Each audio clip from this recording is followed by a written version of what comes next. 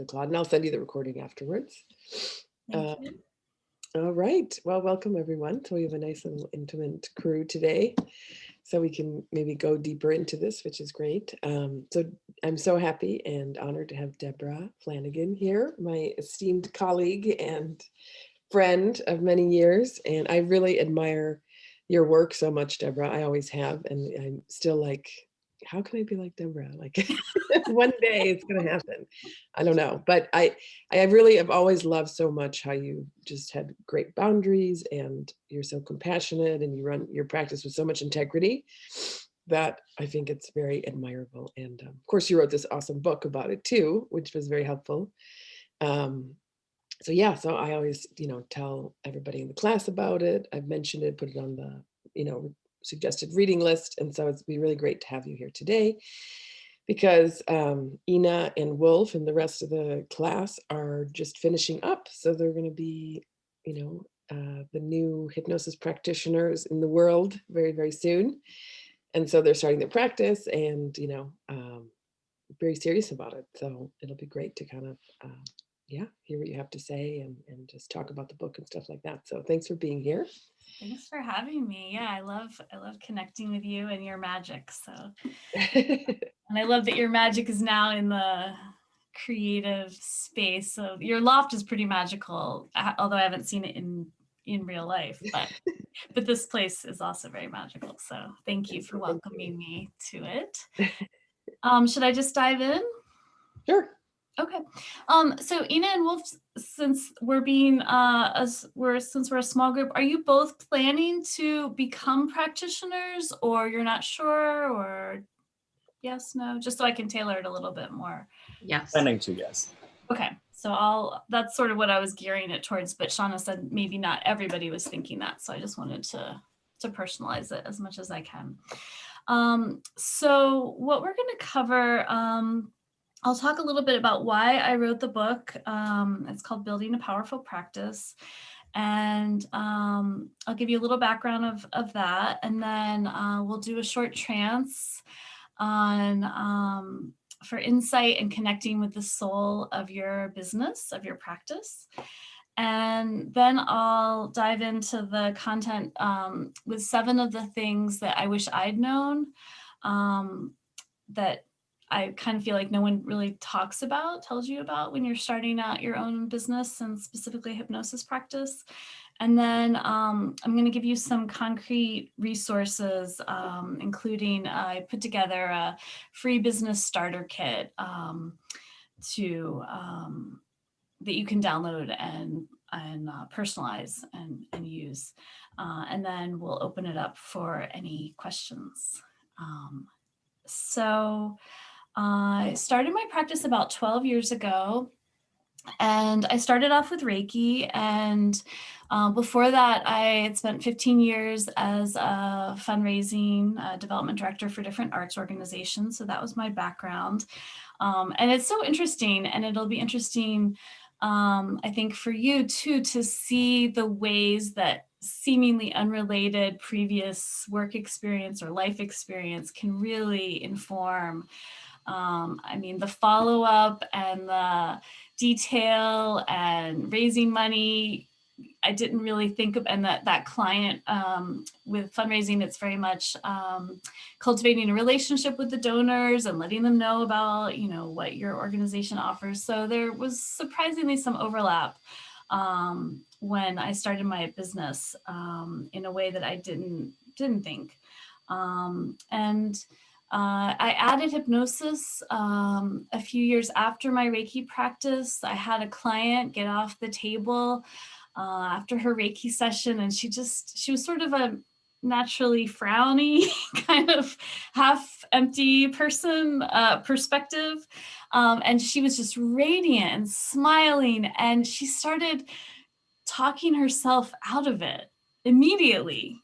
Like, I was like, please let me, can you wait an hour until you get home? Can you enjoy this? Or do I have to watch you, And so that's when I sort of thought, Reiki is a way of kind of accessing the spirit, the body. And of course, there's a lot of overlap, and it can help with, our thoughts and our mental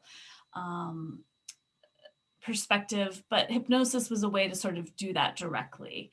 So that's why I added that to kind of help support the work I was doing with the Reiki. And I think they work nicely together.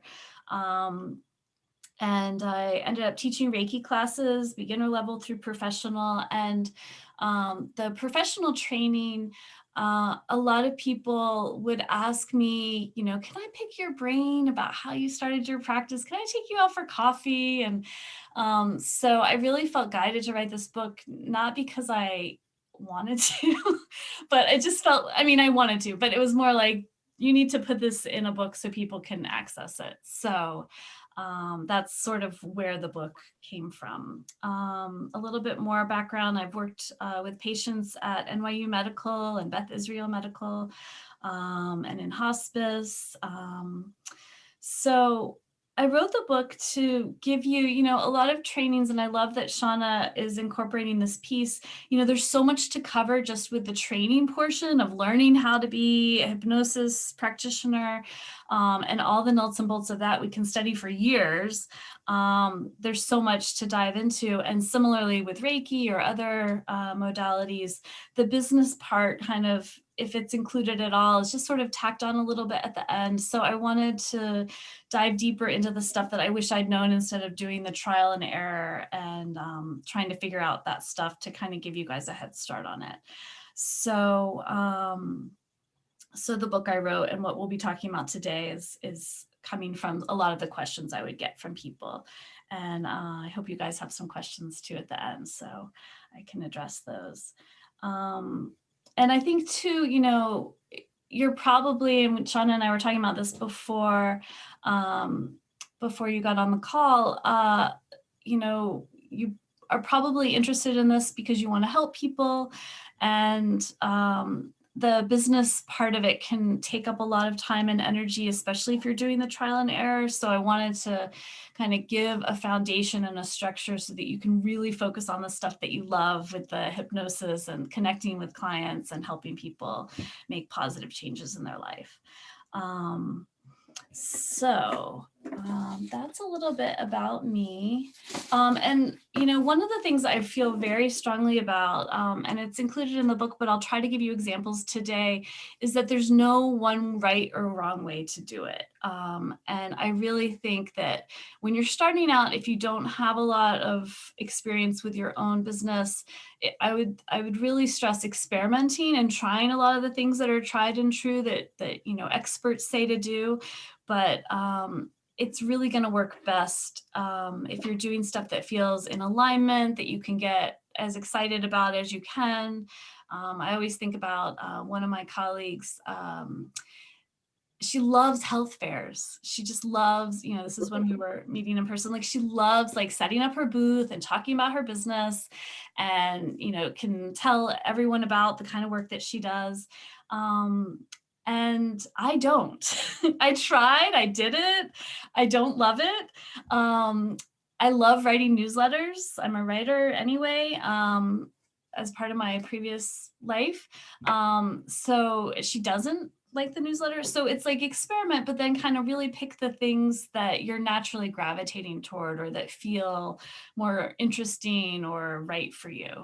So I try to give, in the book I interview, I think 6 or 7 different practitioners. And when Shauna and I did this talk last time, it's always great to kind of talk and get different perspectives. Shauna has different strengths and I have different strengths and I have different things that I struggle with. She has different things that she struggles with and things that she likes. And so it's always helpful to kind of have that added perspective of figuring out your way. And I really encourage that. So I'm just going to kind of give you some ideas and hopefully you'll go out and be inspired to experiment and find your way.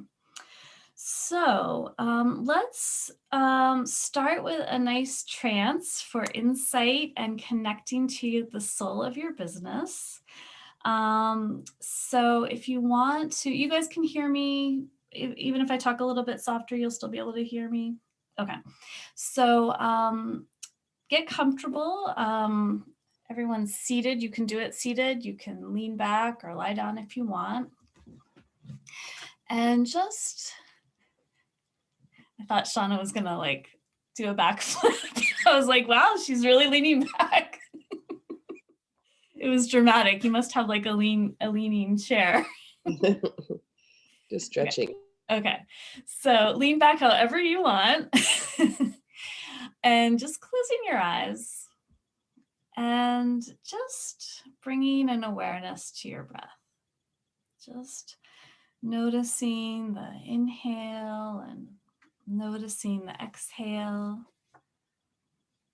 Maybe noticing if the inhale's a little deeper than the exhale, or maybe the exhale's a little deeper than the inhale. Not trying to change it or modify it in any way.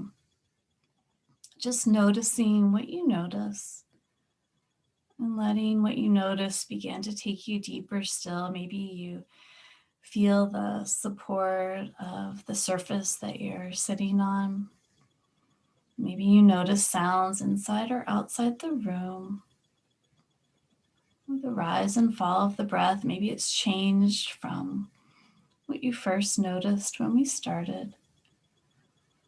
Maybe you're noticing the sound of my voice going with you on this journey. Whatever you're noticing or experiencing, just allowing it to take you deeper still. Perhaps remembering another trance experience that felt quite pleasant. Remembering what that felt like or looked like or sounded like, and just letting yourself go there now, breathing in. And breathing out, comfortably aware of all the little muscles in the face. Getting curious what you're noticing in the back of the heart. Perhaps breathing into the muscles in the back of the body, allowing a little extra space for the heart to rest comfortably as you imagine the shape of it, the volume of it, the space it takes up inside the body, the space around it. Breathing in, breathing out, comfortably aware of the arms and the hands, noticing any changing sensations. Perhaps getting curious about that lightness of mind, a spaciousness of mind where there's room for everything, which is an interesting thing to think about. Breathing in and breathing out into the basin of the pelvis, the space between the hips, the tailbone softening, perhaps comfortably aware of the bones of the legs. And on your next breath, just imagining a wave of relaxation washing over you and out, washing away anything you no longer need. As the conscious mind and the unconscious mind in the background work together, updating and deleting and integrating old files that may have served a purpose, bringing any resources into the present in a way that works best for you. Breathing in and breathing out, especially as thought relates to your business. And perhaps you have an intention related to your hypnosis practice. Perhaps connecting with that intention now as you bring your awareness back to the breath, letting the breath connect you to your gifts, your talents, your creativity, your magic, everything that makes you uniquely and wonderfully you. Breathing in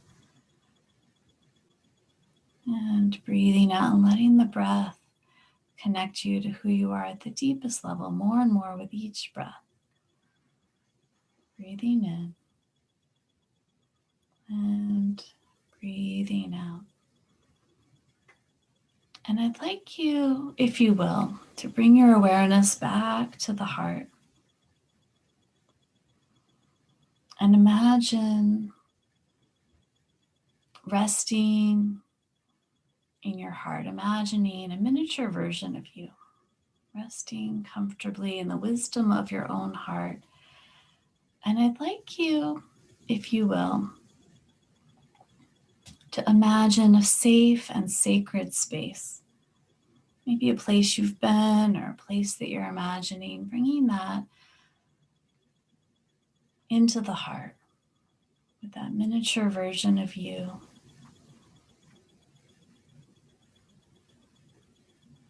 And you look to your left in the safe and sacred space of the heart, and you see something unexpected yet wonderful, just noticing what you notice.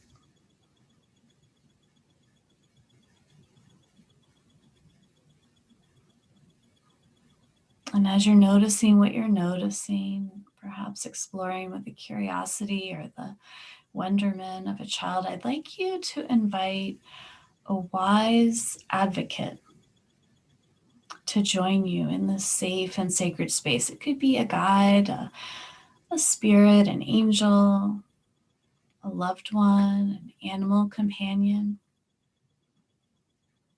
a god or goddess. Just letting this wise advocate come in whatever way feels right. Just welcome in whomever arrives. Breathing in and breathing out. And in a moment, not quite yet, I'm going to count from 1 to 10. And taking you someplace new and unexpected yet wonderful that will be so useful for gaining insight, for connecting with the soul of your business, this wise advocate, providing support and guidance, helping you on this journey. 1, moving forward. 2, into new possibilities. 3, gaining clarity. 4, and insight. 5, letting go. 6, anything you no longer need. 7, moving forward. 8, opening up. 9, harmony within. 10. And in this new and unexpected place with the support and guidance of this wise advocate, just noticing what you notice. Maybe you're inside or outside, or there are others around you in addition to the wise advocate. Is it day or night?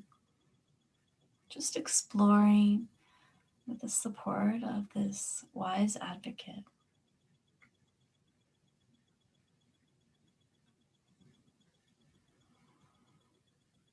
And letting that take you deeper still into this exploration. And I'd like you, if you will, to find a symbol that will help you gain insight, move forward, connect to the soul of your business. And as you're looking for that symbol with the support of the wise advocate, just noticing what you notice.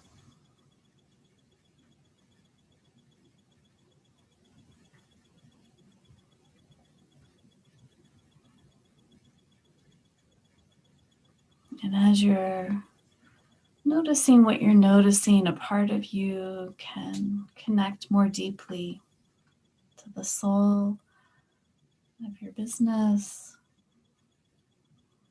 Perhaps seeing things in a different light that's going to be quite valuable for you as you open up your soul, heart, mind, and body. Deeply knowing, perhaps without knowing quite how you know, that there's all kinds of healing possibilities within you. As you go deeper still, exploring some of those possibilities, as your unconscious mind, your own intuition, with the support of this wise and helpful advocate, lets you know how much it knows.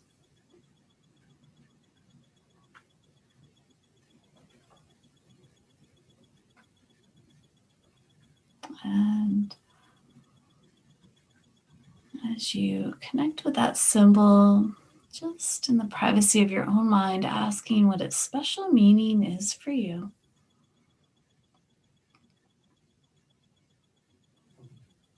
And maybe thinking about a way to honor this symbol in your waking everyday life as a reminder. Or perhaps setting your intention to continue exploring during dream time when you sleep. We process so much when we sleep, and I know that you know quite a lot about that. Breathing in and breathing out. And as you connect with that symbol more deeply, perhaps, the wise advocate draws your attention to something quite beautiful. And they explain to you that this is the soul of your business. So just letting that soul of your business, a feeling, an image, a knowing without quite knowing how you know, or as a message, letting it come to you in whatever way feels right. Breathing in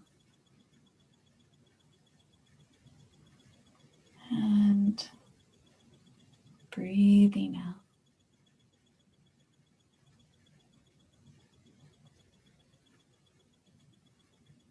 The wise advocate explains that you can connect to the soul of your business to guide you, to help it reach its full expression with ease and creativity and magic, perhaps.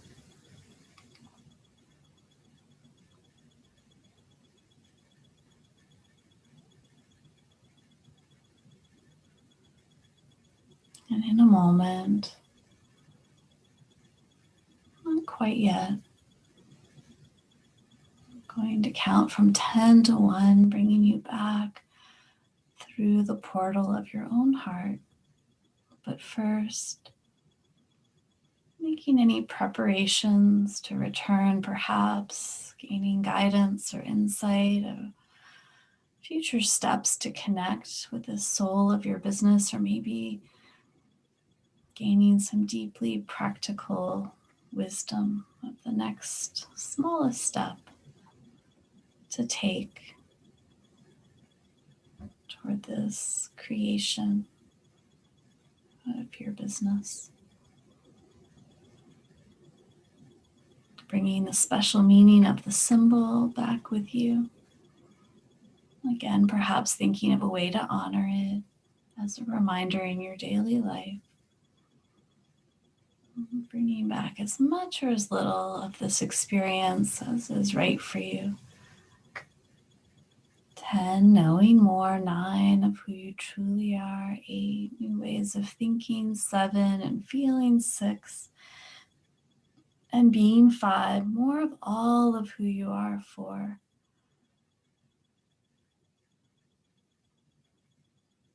cultivating that deeper still. 3,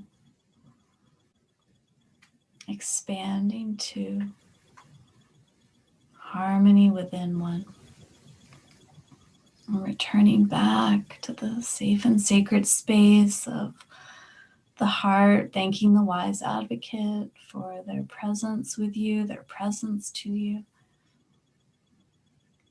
Again, knowing that you can connect with them in a future trance experience or meditation or dream time, a quiet moment of reflection in the middle of the day. There's so many ways that you can do this. As you bring your awareness back to the breath, letting the breath connect you once again to your gifts, your behaviors, your talents, your gifts. Bringing all that back, confidently connected more and more with each breath into normal, conscious, waking awareness. 1, taking a deep breath. 2, imagine sending golden light to every cell, to the spaces between the cells. 3, breathing into the feet, coming back, feeling refreshed and grounded, centered. Slowly opening your eyes, maybe stretching as you continue to shift. Slowly opening your eyes when you're ready, maybe even smiling if you want.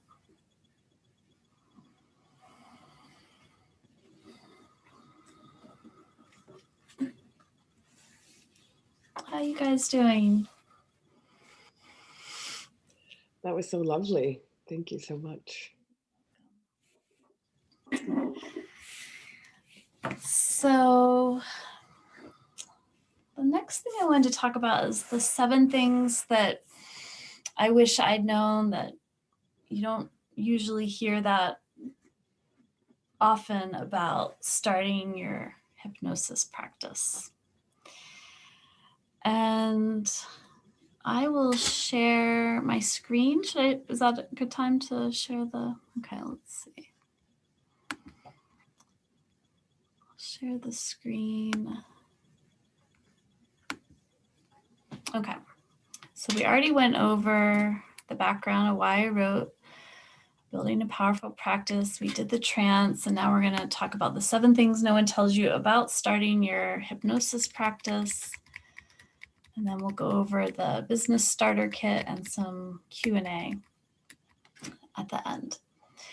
So the first thing is don't quit your day job.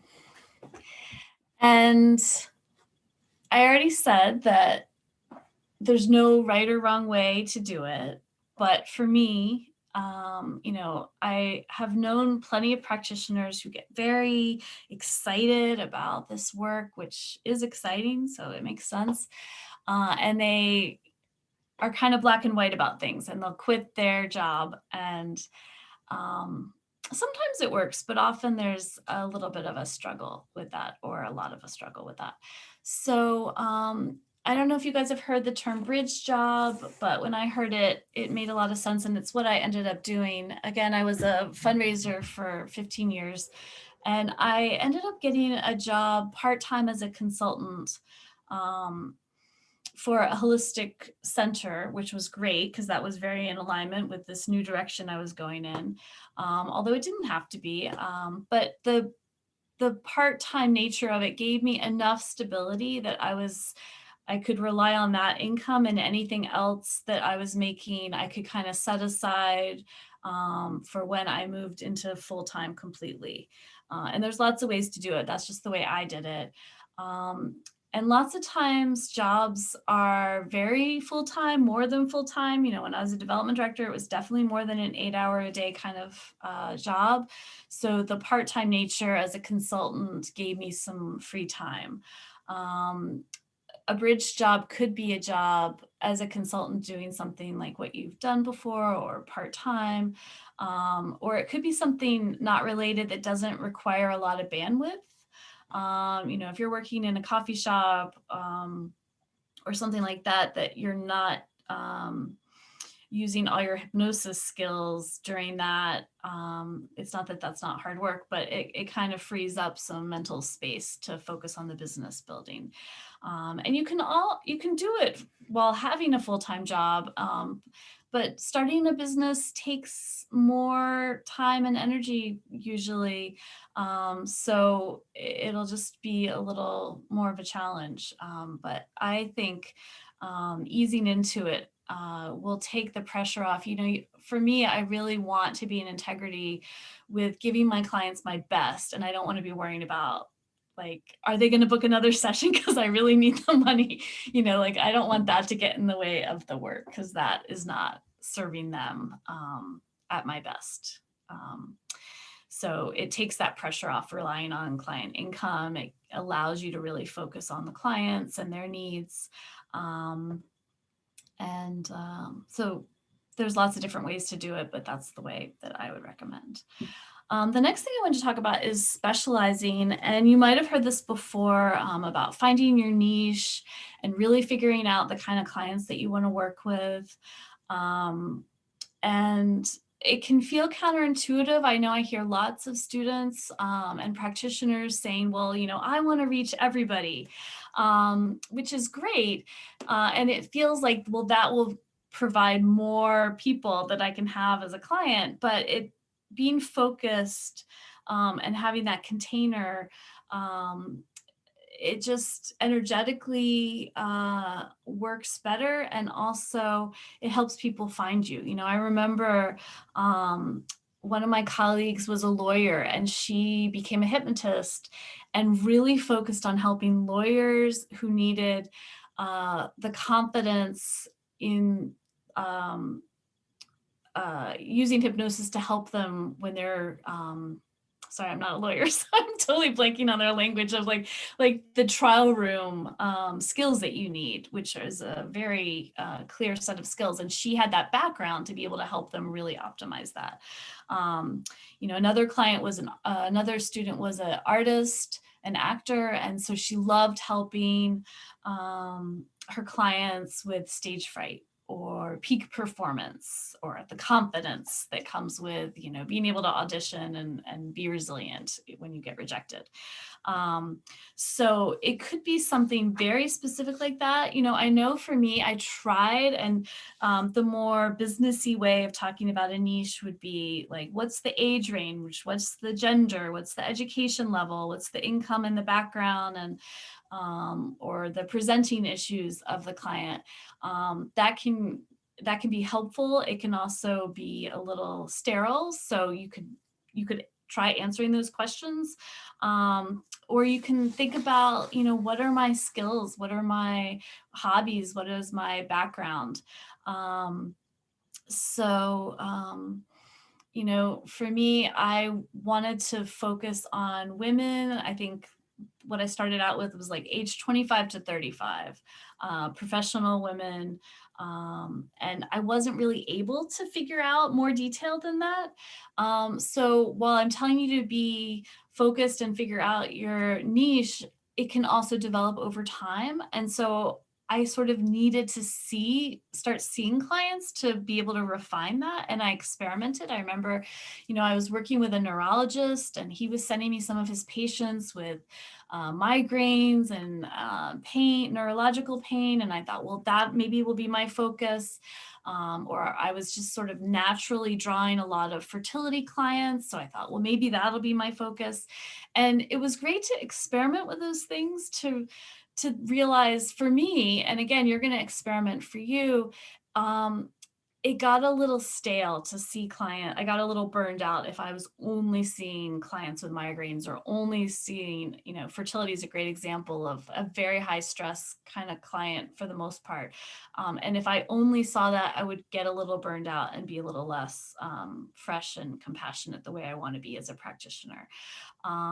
So over time, after experimenting, I realized I love helping people who are going through a major life transition, whether it's career, health, or relationship. Like that kind of, I realized after seeing clients for a couple of years, like, oh, that's actually my niche. It might change over time too. So that hopefully gives you some ideas. And the niche, the analogy I like to give for that is, you could say, well, the restaurant, what kind of food? Oh, we want to serve Chinese, American, Greek, Lebanese, Italian, and Indian. And no one goes, maybe you've seen in New York, there are restaurants like that, and no one goes to them. It's like, I want to go to the Chinese restaurant, or I want Greek food. So that's the analogy I like to give for that. And yeah, so just looking at your own background, if there's certain problems that you've dealt with, health issues or phobias or just challenges in general, that might inform it. Or again, it might be hobbies or previous work experience. I remember there was someone when I did my training who loved golf. And so he loved helping people improve their golf game. And golfers, that's actually very, very specific niche market. But golfers are very passionate about their game. They will do anything and everything to improve it. So he had a lot of clients that way. Um, so, so that gives you some ideas. And again, it will probably evolve over time, and you can experiment with it. Um, the next thing I wanted to talk about is learning to love marketing. And I remember when I started my practice, I never wanted to start a business. I did not like marketing. I remember in fundraising, there was a marketing department in most of the organizations I worked at. And I just thought, like, I never want to do that. I do not like that kind of work at all. So it's been really surprising. And I remember I took a class, and this is something I would definitely recommend getting additional training or reading books, or there's lots of online, free and paid resources to help you learn about marketing so you can experiment with what works for you. And what really worked for me is I remember I took a class. It was by this Sufi practitioner. He had a very strong spiritual practice in Sufism, and he talked about the heart of your business and heart-centered marketing, which now there's a lot more talk about. But when he was doing it, it was sort of new, or at least new to me. And when it's heart-centered marketing, you're not trying to sell somebody something they don't want. You're trying to let someone know about what you offer and how it can help meet their needs, which is something that I could really easily feel passionate about wanting to help. And I remember there's an analogy of somebody making brownies in their kitchen and having a party, and everyone's in the living room, and she made the brownies, and you can smell the brownies and they smell delicious, but she didn't offer anyone the brownies. So, like, share your brownies, bring them into the room and be like, hey, this is the brown, they have caramel and nuts and they're dairy free. I don't know.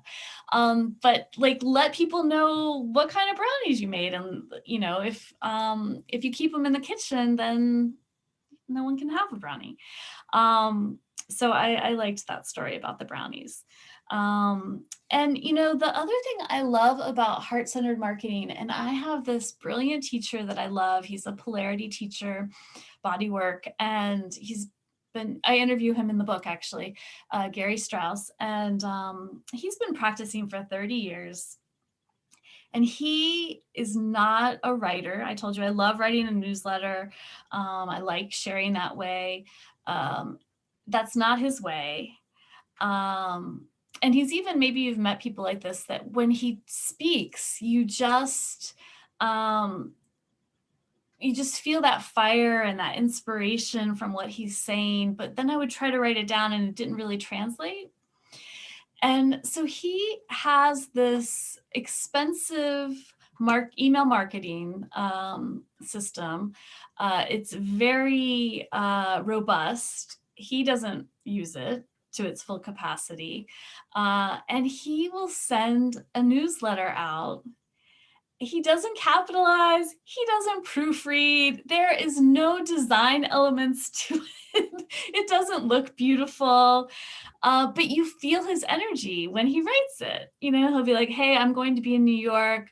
And if this resonates with your being, like, I hope you'll be there to hold space together. Like, you feel his essence, you feel his energy in it. And I read those emails. He never says anything, like he does in class. But you feel a little bit of his energy when you read it. And I sign up for his stuff where, someone else might send a really slick, beautifully produced newsletter, and I don't read it because it doesn't have that kind of that fire, that essence, that energy. So I like to give that example of, perfect is the enemy of good. It's just better for him to get it out there. Would it be nice if someone proofread his emails? Yeah, it'd be nice. Does it really matter? No, we kind of love that about Gary. We love that he's kind of this wild man who wears like t-shirts from like 20 years ago and looks like he's in his pajamas when he comes to class. And, like, that's just the way he is. And it's kind of what you love about him. He's got this like fire about him. So it also reminds me of, there's this, I love studying astrology, and I belong to this monthly membership program with Astrology Hub that They talk about the full and the new moon, and they worked with an email marketer to really do it. It was so well done. It felt very heart-centered. But the founder recently talked about how she stopped doing all the things that she was taught to do. She took some of that, but she just makes sure that she writes it. And she found that more people open her emails when it has her energy in it. She has a staff. They were writing beautiful things. They were capturing the essence of the content of what she wanted to share. But when she writes it, it's her energy. And even though it's not as perfect or as maybe the way you're supposed to do it, she gets more results. So really having it, that heart-centered marketing, you want to do your best. You want to, have a nice website or a nice newsletter maybe, but having that energy of you is going to be the most important element of it, which I think makes it a lot more palatable with that idea of marketing that sometimes we get so turned off by because we think we're trying to sell people something that they don't want or need. And I really don't want clients that don't want what I have to offer. Sometimes I get clients that other friends or family or however they heard hypnosis is great for this, but they don't really want hypnosis or Reiki. That it really doesn't work well, just because your mom loves it doesn't mean that you're going to love it. Sometimes it does, so it's nice to really see people that want what you're offering and communicate that to them. So the next thing I want to talk about, so with the heart-centered marketing, it's about building trust and helping prospective customers feel comfortable with you. With this work, it is deeply intimate. And there's a lot of misconceptions about hypnosis because of the movies and TV and the way it's portrayed. So you really want to build that trust through the way that you're communicating what you offer. And, sometimes that, and they talk about this with marketing in the more traditional ways they teach marketing, it can often be over time. You want to be able to communicate it and build a relationship, whether it's through your social media or through your newsletter or other ways that you're coming into contact with people that want what you offer. So building that trust is really key. So quarterly taxes, that is the least interesting thing to talk about. And I was so shocked. I remember my mom is an accountant, and I would just rail against this, why didn't anyone ever tell me about quarterly taxes? I don't have the money for, who came up with this? Why haven't I heard business owners talking about this? So I found it very surprising. Maybe you guys already know all about quarterly taxes, but basically in the United States, the IRS wants you to project how much income you're going to make a year ahead of time, which this year is very challenging. My projections are very different than the actuals.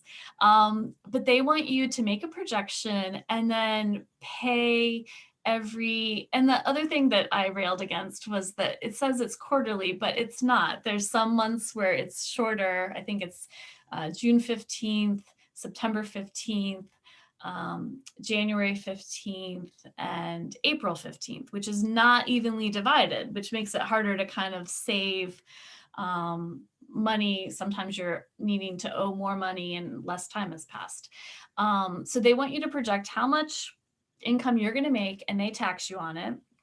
And you get penalized if you underestimate, too much. They'll give you a little padding or so I really recommend getting a good accountant.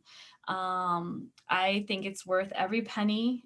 You probably don't need a bookkeeper until your business is bigger, but an accountant that you can ask and help you get set up with that. And I have some resources in the business starter kit.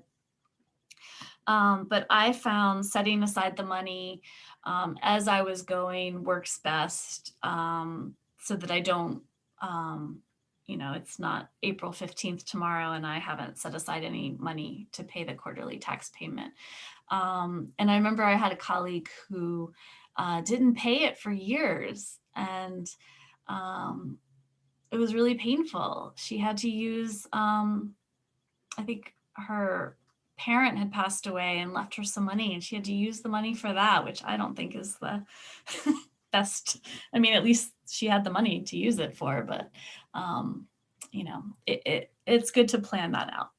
Not the most exciting thing to talk about, but I'd rather and not be surprised like I was. And again, when we get to the business starter kit, I've created some Excel spreadsheets of how to keep track of client income and information and expenses and the tax payments. So hopefully you can modify that, and keeping it organized from the start is just going to free up more time for you to focus on the client work and the aspects of your business that you really like. Another thing I was really surprised about is, and I still underestimate this, but I always think administrative tasks will not, I'll be able to get all of that done in half an hour. And it's at least maybe 5 to 10 hours a week. It always takes more time than I think or want. So maybe you guys are better at your time management, but knowing that is a component of the business. I we'll get into client hours in a minute, but I remember thinking like, oh, I would have all this free time, and the administrative time is part of the time that goes hand in hand with the client hours. So let's see what else. Yeah, so the client hours, I remember when my Reiki training was very comprehensive. It was a year program. And she made us do a business plan, and she made us figure out, I'm saying she made us, it was good that she had us do these things. But part of the program was figuring out, how many hours do I think I can work, and what would how much am I going to charge, and what would that look like? And I remember thinking, right now as a full-time development director, I'm definitely working 40, 50 hours or more a week. So I thought I was being very conservative by saying, I think I can do 30 hours of clients a week. And that's way too much. It'll vary from person to person. And, when you're first starting out, it's like a muscle that you're going to build. You have to be present in a way that an office job or other kinds of work doesn't require. You're also helping people deal with usually or often intense issues you're feeling or taking on, and we'll talk about that later as well, their energy when you're interacting with them. So it is more taxing emotionally and physically, and it'll take time to build that stamina. But I've been doing this work for 12 years. 15 hours a week is comfortable, 20 is pushing it. And that might vary, for you, but I know some, when I first started out, 2 hours a day was a lot. I was pretty tired at the end. I know, back to Gary, who I mentioned, he will come to New York. He lives in San Francisco, or outside of LA, actually. He'll come to New York and teach and see clients back to back. He'll do 10 hours of clients a day, which is, I don't really know anyone else who does that. But then he'll go and watch basketball season on his couch and body surf with his dogs for a month after that. So he'll do these intense spurts and then have downtime. So that's another way to do it. That's kind of an extreme way to do it. But you'll figure out what works for you. 15 to 20 hours a week is full time in terms of treatment hours. And then if you add, 10 hours administrative, more if you're starting out your business or working on any kind of new projects like a website or a class or things like that. And I encourage, although I have taken a break from it, but we talked about the bridge job or a part-time job as you're building your practice, because usually we don't start out and have 15 clients a week. That kind of, as we're working our muscles to be able to see more clients, we're also building our practice so we have more clients to see. But having a way to earn other income streams, passive income, if you have products or recordings, or a lot of people teach, because that's a way to reach more people who are then going to reach more people a little more efficient. And the income's different than that.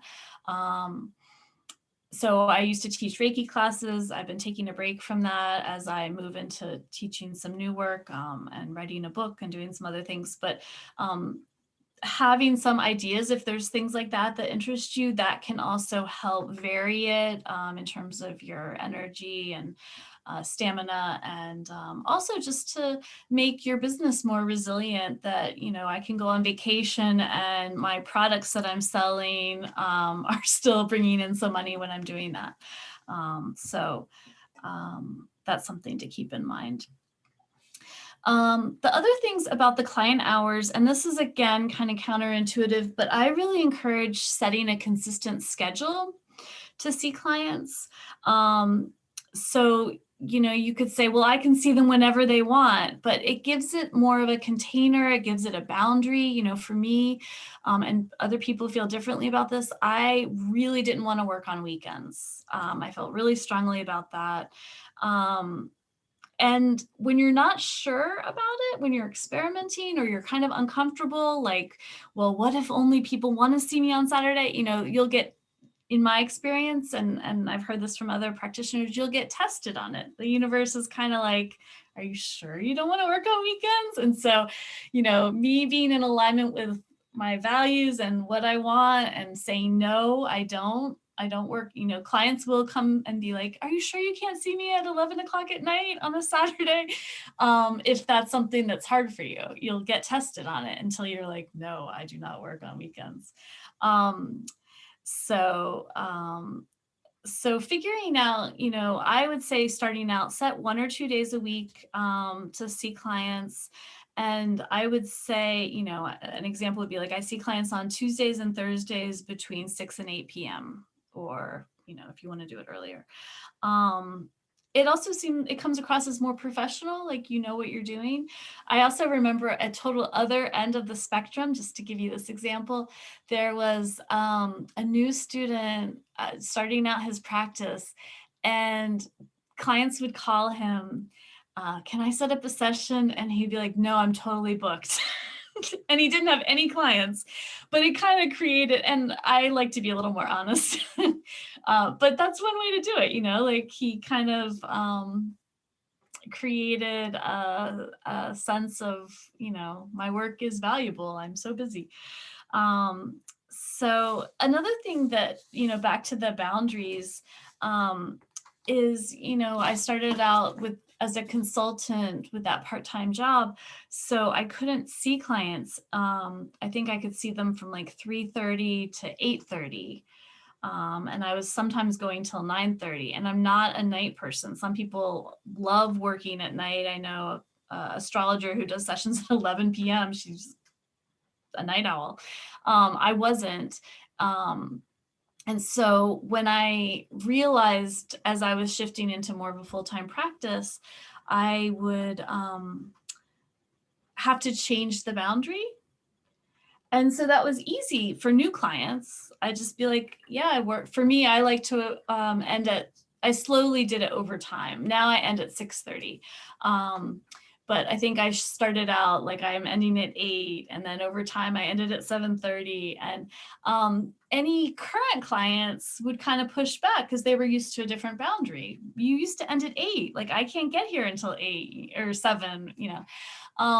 So knowing that that's going to be part of it, it'll be easy with the new people. It's like when you start a relationship with someone and you have very clear boundaries about it, it's much easier than trying to convince your mom that like this is the new boundary when she's used to 30 years of you doing it this way.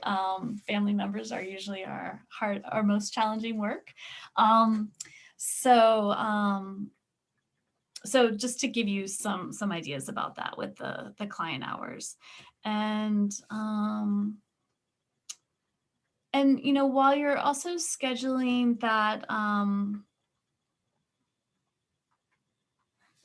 while you're scheduling, you know, I see clients on Tuesdays and Thursdays, also scheduling in your own time. And we'll get to that in a minute about the self-care, but making an appointment for, you know, this is my meditation time, or this is my walk in the park time, or this is my time to talk to some fellow practitioners and compare notes, to have kind of that peer-to-peer, especially now that we're all online. Shauna and I were talking about, we need to have a reunion of our office mates because we missed them and we kind of closed the office without saying goodbye. And, you know, so scheduling that time in too, or this is my time to work out or take yoga. We've talked about experimenting and being open. And I think one of the great things that you are all uniquely qualified for is that hypnosis is all about that being open and not quite knowing, like becoming more comfortable with uncertainty, being open to creative possibilities that the unconscious mind will come up with something far better than what our conscious analytical mind thinks of.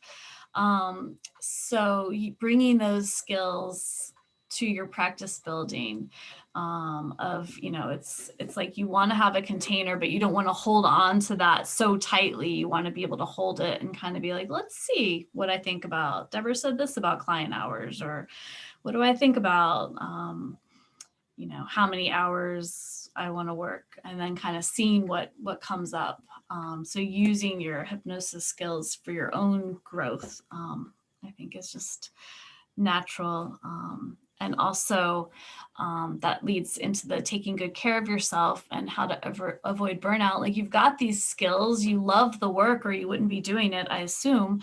So using the trance and the skills that Shauna's taught for your own self-care, and schedule that in, you know, back to, I didn't know I'd be talking so much about Gary, but Gary was like, you know, what if everyone on the planet got a session a week?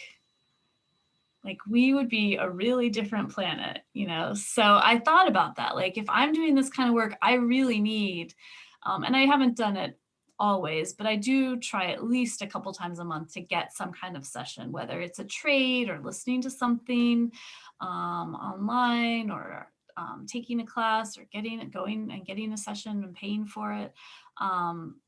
It'll inform your work from the inside out. It'll give you, I remember lying on the table with Reiki, or when Shauna and I have done trades, being like, I'm like totally in it and enjoying it, but also like, oh, I gotta remember, like, this is so great. I want to do this with clients too.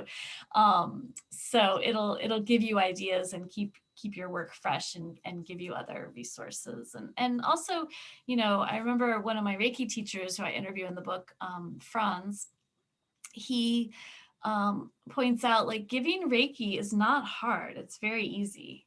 But handling clients with their issues, and handling the container of the session, and boundaries and money, and how to deal with their difficult stuff that might come up, that takes some skill and some nuance. So so taking good care of ourselves, and doing what we need to do to process things that come up, and stuff, in my experience, comes up.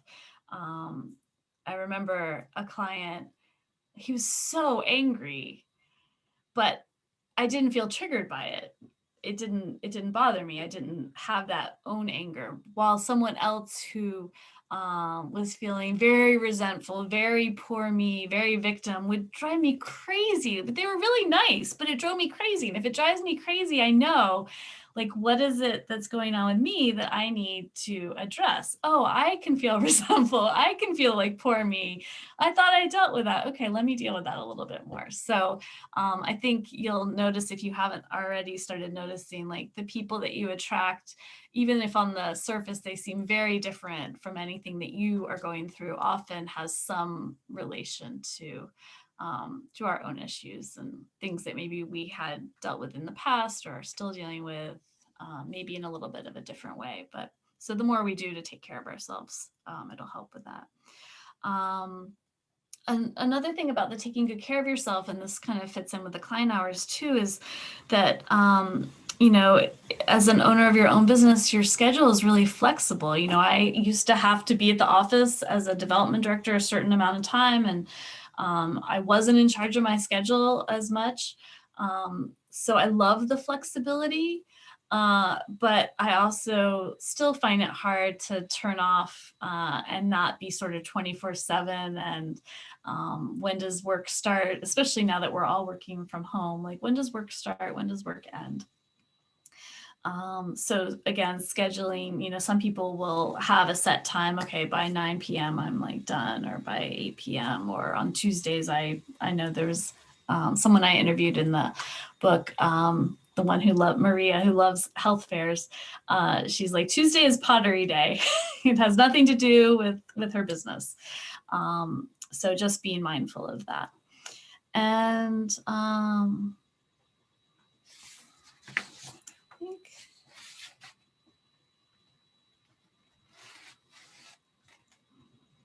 I think that's everything. So let's go to the business starter kit. But Shauna, any questions for me before I show the yeah. Does anyone have any questions that they want to ask Deborah? What we've gone over right now? I can't see anybody here. I wanted to ask, but maybe this is going to be for later, about how you combine the Reiki and the hypnosis. But maybe I think that's going to be probably time for that after the starter kit, or now. Yeah, you can ask now, I think. Yeah. Yeah, I can answer it now. So yeah, so your question is, how do I combine it? Or yeah, like, is your offering something that is a combination of the two? Is it like in one session you get both, or do you just offer two separate things? Yeah, that's a good question. So the answer is yes. So I offer Reiki sessions and I offer hypnosis sessions. And it's so funny to me. A lot of times, and I think I generally like, and so therefore attract more of the kind of client who's like, I don't care, use whatever you've got to help me. In which case I combine, or they'll book it as a combination. Other times people are like, oh, Reiki is really weird, I only want hypnosis. Or, oh, hypnosis, don't do that to me, that's really weird, I saw this movie. I only want Reiki. So I go with what they want. And then my work is becoming more and more intuitive over time. And it's becoming more I continue to take tons of trainings, lots of different modalities, and I'll weave them in. And I try to be very respectful and say, like, there was a client who I've seen off and on for Reiki, and only recently she was like, well, what about hypnosis? And so we did the hypnosis with the Reiki, but she's very fearful that it's, even though I explained it, that it's going to be, she's got some mental imbalance. So she's very worried that, like, it's going to cause negative effects. So we just kind of went back to the Reiki, but I'll ask, like, I won't say. I think one time I was like, can I do a guided meditation while we're doing the Reiki, especially with the distance Reiki, just to kind of anchor, because they don't have the touch. But I won't be using the more, I say manipulative, not as I am manipulating them, but, you know, asking your unconscious mind what skills and resources are coming up. I'll do it more like just progressive relaxation, which is meditation. So I always ask if I feel like, is it okay, especially now that I'm doing the virtual sessions, because I can do the energy work more easily than having them get on the table. And it sort of is a lot to juggle, but doing it with the virtual sessions is easier. But I'll always ask, like, can I do the Reiki while I'm doing the hypnosis? Are you open to that? I can explain a little bit about it. Or do you mind, or with the, I've been more with the virtual sessions asking, like, you know, we can get off the Zoom call and you can lie down and I'll do the distance Reiki and you'll feel a lot, probably just like in person, or I can do kind of a guided hypnotic just to give your mind something to focus on. And so I'll ask you with whatever they're booking if they want the other thing. Does that answer it? I think so. Okay. I think so. So you do like live Reiki sessions that are distance sessions? Yeah. It's a technique within Reiki. So I'll explain how that works with them. And some people are just like, I don't know what that means, but yeah, I'll try it. Or I've met you in person, or I'm just desperate, please help me. Or other times they kind of want like the hypnosis to kind of guide their mind to relax a little bit. Yeah. Thank you. Yeah. Any other questions? I know there's I think I'll just ask you two more questions before we go to the business starter kit, if that's okay. This is always so helpful, by the way, even for me. I'm like, yes, that's so right. Like that's because I did things, you know, kind of like the hard way. I guess that's part of the process too, right?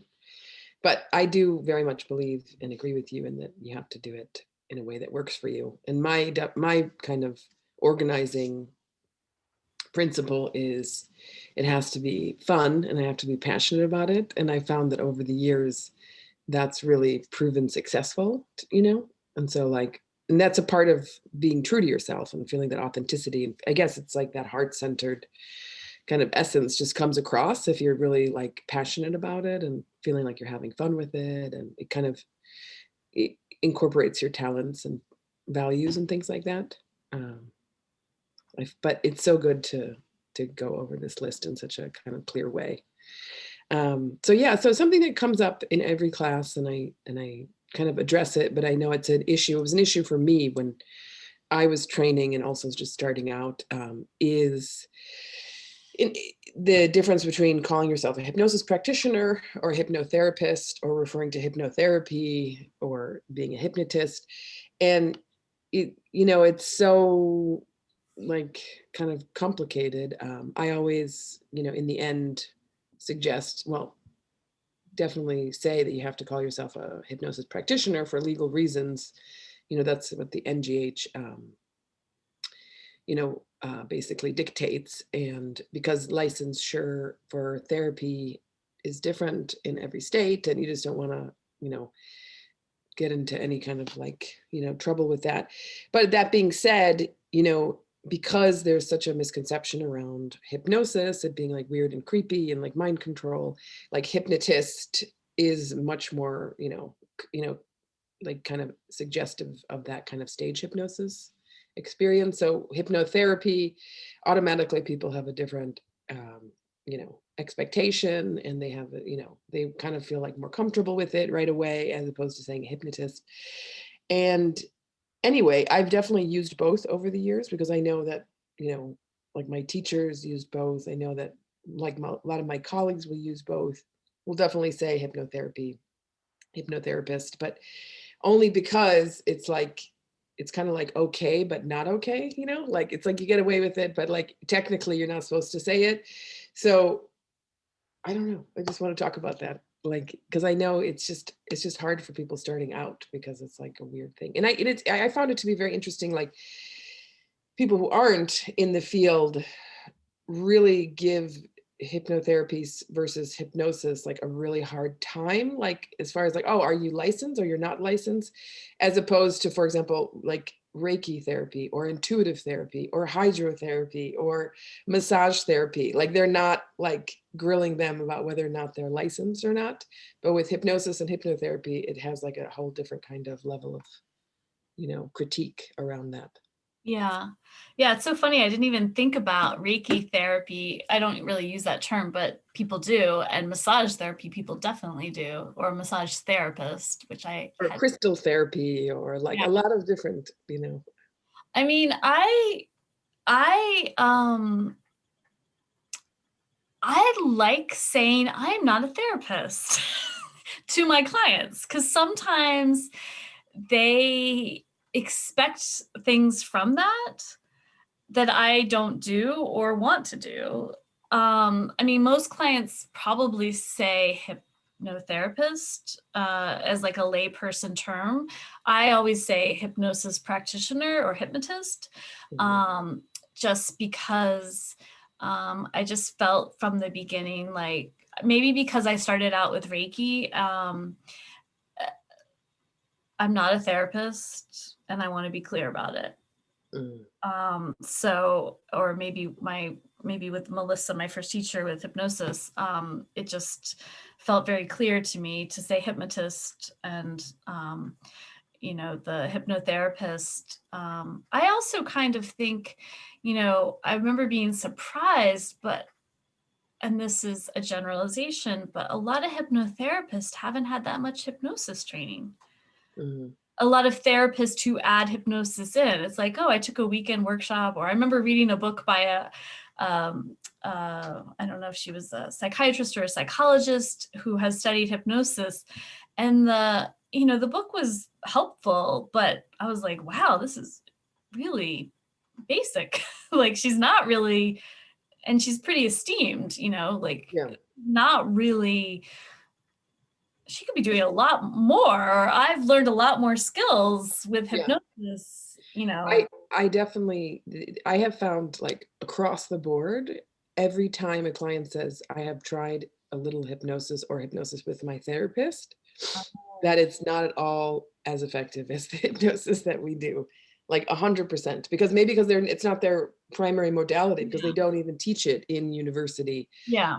or in, which is part of the thing too. It's like, um, you can't get a master's degree in hypnotherapy. You can't even study hypnotherapy in university, like it's not, it's a little tiny bit, sometimes part of psychology programs, but even then it's really not represented in a holistic way, and so it really is a mentorship kind of like self-study training program. It's also like, I remember when I heard that doctors, MDs were studying acupuncture, I was like, oh, that's so great. And then I find out how little acupuncture they're getting. And you really, 10 years of acupuncture school, like, the basics. So like a doctor, and I heard some stories about them thinking a certain point was, and that, as an anecdotal example, but I was like, I don't want a doctor doing acupuncture on me. I want like, Mhm. so I just think like getting someone who specializes in it. I mean, I do read articles about hypnosis where they will interview hypnotherapists who are therapists.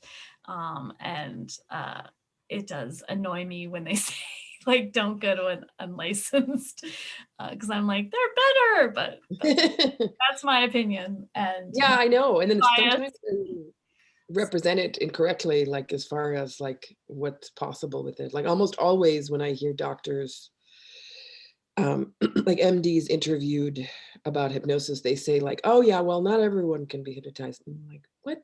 Like you don't understand, like that's the basic, like what we're Anyone trying who's to watching change. a movie successfully watched a movie or a TV show, like, okay, Yeah.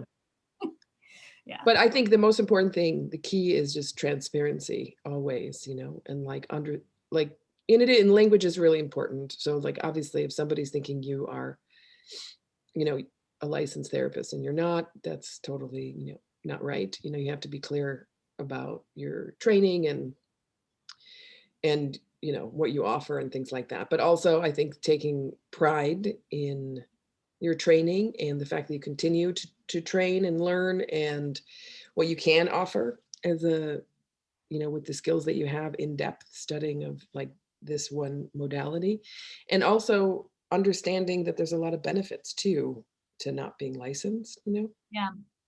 Like even my acupuncturist friends who are licensed, because acupuncture has just recently become licensed. Massage therapy is just recently, in the last like 20 years, become licensed. So these are things that even psychotherapy, right? That like the psychotherapist that I studied with, he's like, well, he doesn't really believe in the licenseship thing, because it's like, then it's all this bureaucratic standardized stuff, and like,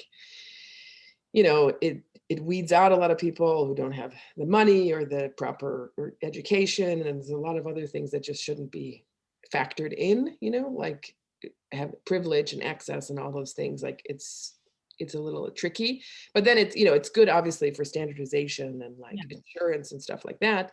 However, understanding that you can be, more like an intermediary, kind of like someone who is helping out somebody, kind of like a coach, or, like a mentor or a consultant, like somebody that you're there, that, you can have an objective standpoint, but be kind of like a professional, like friend, and like, in this way that you don't have to adhere to all those kind of like sterilized standardizations of, especially in America, that therapy and licensed counselors have to do, I also like saying that I'm happy to talk to to be part of their treatment team. Right. So if you want me to talk to your doctor or your therapist, or like, I want to talk to your therapist if you have like severe PTSD, or if you have epilepsy, like and I also like being able to, like, I'm not an expert on that, so I want to make sure that you have a practitioner that can help you. Like, do you have a good therapist if you're on medication, or do you working with someone, like, is your trauma at a place where we can do work like this, or let me talk. Absolutely. Yeah, that should be the first order of business. Like, have you had therapy? What kind of therapy? Are you in therapy now? Do they know that you're working with a hypnotist? Like, can you get a referral from them? Do you need a referral? What kind of medication are you on? Like, all of that's super important, and also like a really good practice is, if they say they are working with therapists, then make sure that you get a referral, like ask the therapist, and the therapist can say, yes, okay, this is great. I know that's how like Melissa built her practice, basically, with all the doctors, that's like a really good practice. But it's hard now because, most people, almost everybody that I work with has been to therapy first for years. Yeah. Which is great, because it's a real compliment to that. And it's almost like a prerequisite in a way, Yeah. Yeah. I can definitely tell when they have done some of that inner work, which is great. I also like to keep a list of practitioners that either I know and have worked with personally, or if I see clients that I trust their judgment, like, oh, you've got a great trauma therapist, give me their name so I can give them to a client if they don't have someone. Or for sure. Absolutely. Yeah. I have a few like psychologists that are I feel like they always thank me, because they're like, everyone you sent to me is like so great and amazing, I love working with them. I'm like, well, that's because they love hypnosis and like they're ready, so like working with, like, just kind of resourceful, I think it's nice to, I don't want to be any client's only resource, so making sure they have other resources. Exactly. Does anybody have any questions about this conversation? Yeah, when you guys are talking about Melissa building her practice, or how you all have done that, of therapists or regular psychotherapists referring out to you, were those just with people you knew, like your friends that were psychotherapists, or did you go out and say like, hey, here's my card, da da da? I guess what concerns me about it is like what we were talking about with licensure, like those forms of colonial legitimacy. Like, if I feel like I don't have that, And then I'm showing up to this place being like, hey, I can do this. You know, maybe that's enough. I just show up with some business cards. I'm like, this is who I am and this is what I do. I don't know, this is what I meant. How did you all do that? How did you start that conversation? I mean, it is enough, but it's just about building confidence, you know, in what you do and how you do it. And you have your center and you have your, you know, background with having a, you know, a yoga studio and a school and all the stuff that you've done, you know, like, and you have, it's just about building confidence in, once you get your practice going. I think that it starts to increase, and then it shows when you're in the presence of, like, you know, people like that. But also I found that it happens through my clients, through my network. And in the beginning, I did do a number of, like, kind of networking events, like fairs. I tried a lot of stuff. I tried, like, the business referral thing. I don't know if you guys, I think you have it all over the country. What is that called, Deborah? Do you know that thing? The BNI, Business Networking International? Oh, I haven't used that. So I'm it's great at that. it's so old school, but that thing, I was really like, okay, I'm gonna do it. Like, you have to wake up at like 6 in the morning and, like, go to this weird basement of a restaurant in Times Square, and, like, all these, like, entrepreneurs or, like, sole business practitioners will be at this huge table, and then everyone has to get up and give their elevator speech. And, like, you basically, it's a referral network. So you have to, like, pay into this. No. What's it? Not Toastmasters. You're talking about something else. No, it's not just, it feels like it though. Oh my God. So there's, like, lawyers, accountants, massage therapists, real estate brokers, like hypnotists, a floral arrangement person, everybody and anybody, and they have their business, and it's super, like, they're, like, in their business attire, they have their business. There's psychologists there that are starting their practice. So you have your business cards, and then people just are like, okay, oh, I need somebody who does this. Okay, let's keep in touch. It's just like an organization that just fosters this referral thing, you know? So it's like, oh, you have your referral network, so you don't have to worry, you build it from there, you know? And you engage by going on a monthly basis to it. And it might even be weekly, maybe it's monthly.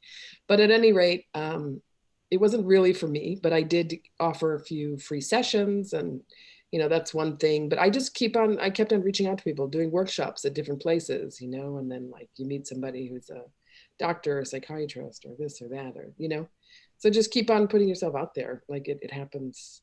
Like, you just have to, I felt like in the beginning, and I still have to do it now, I made a point of every month, you know, offering some free service or workshop or talk in various different places, you know, so, like, constantly getting the word out there. And then from there, you naturally meet more and more people. So, yeah. I would ask clients, it just sort of would happen naturally, you know, can I talk, like the neurologist that I worked with briefly,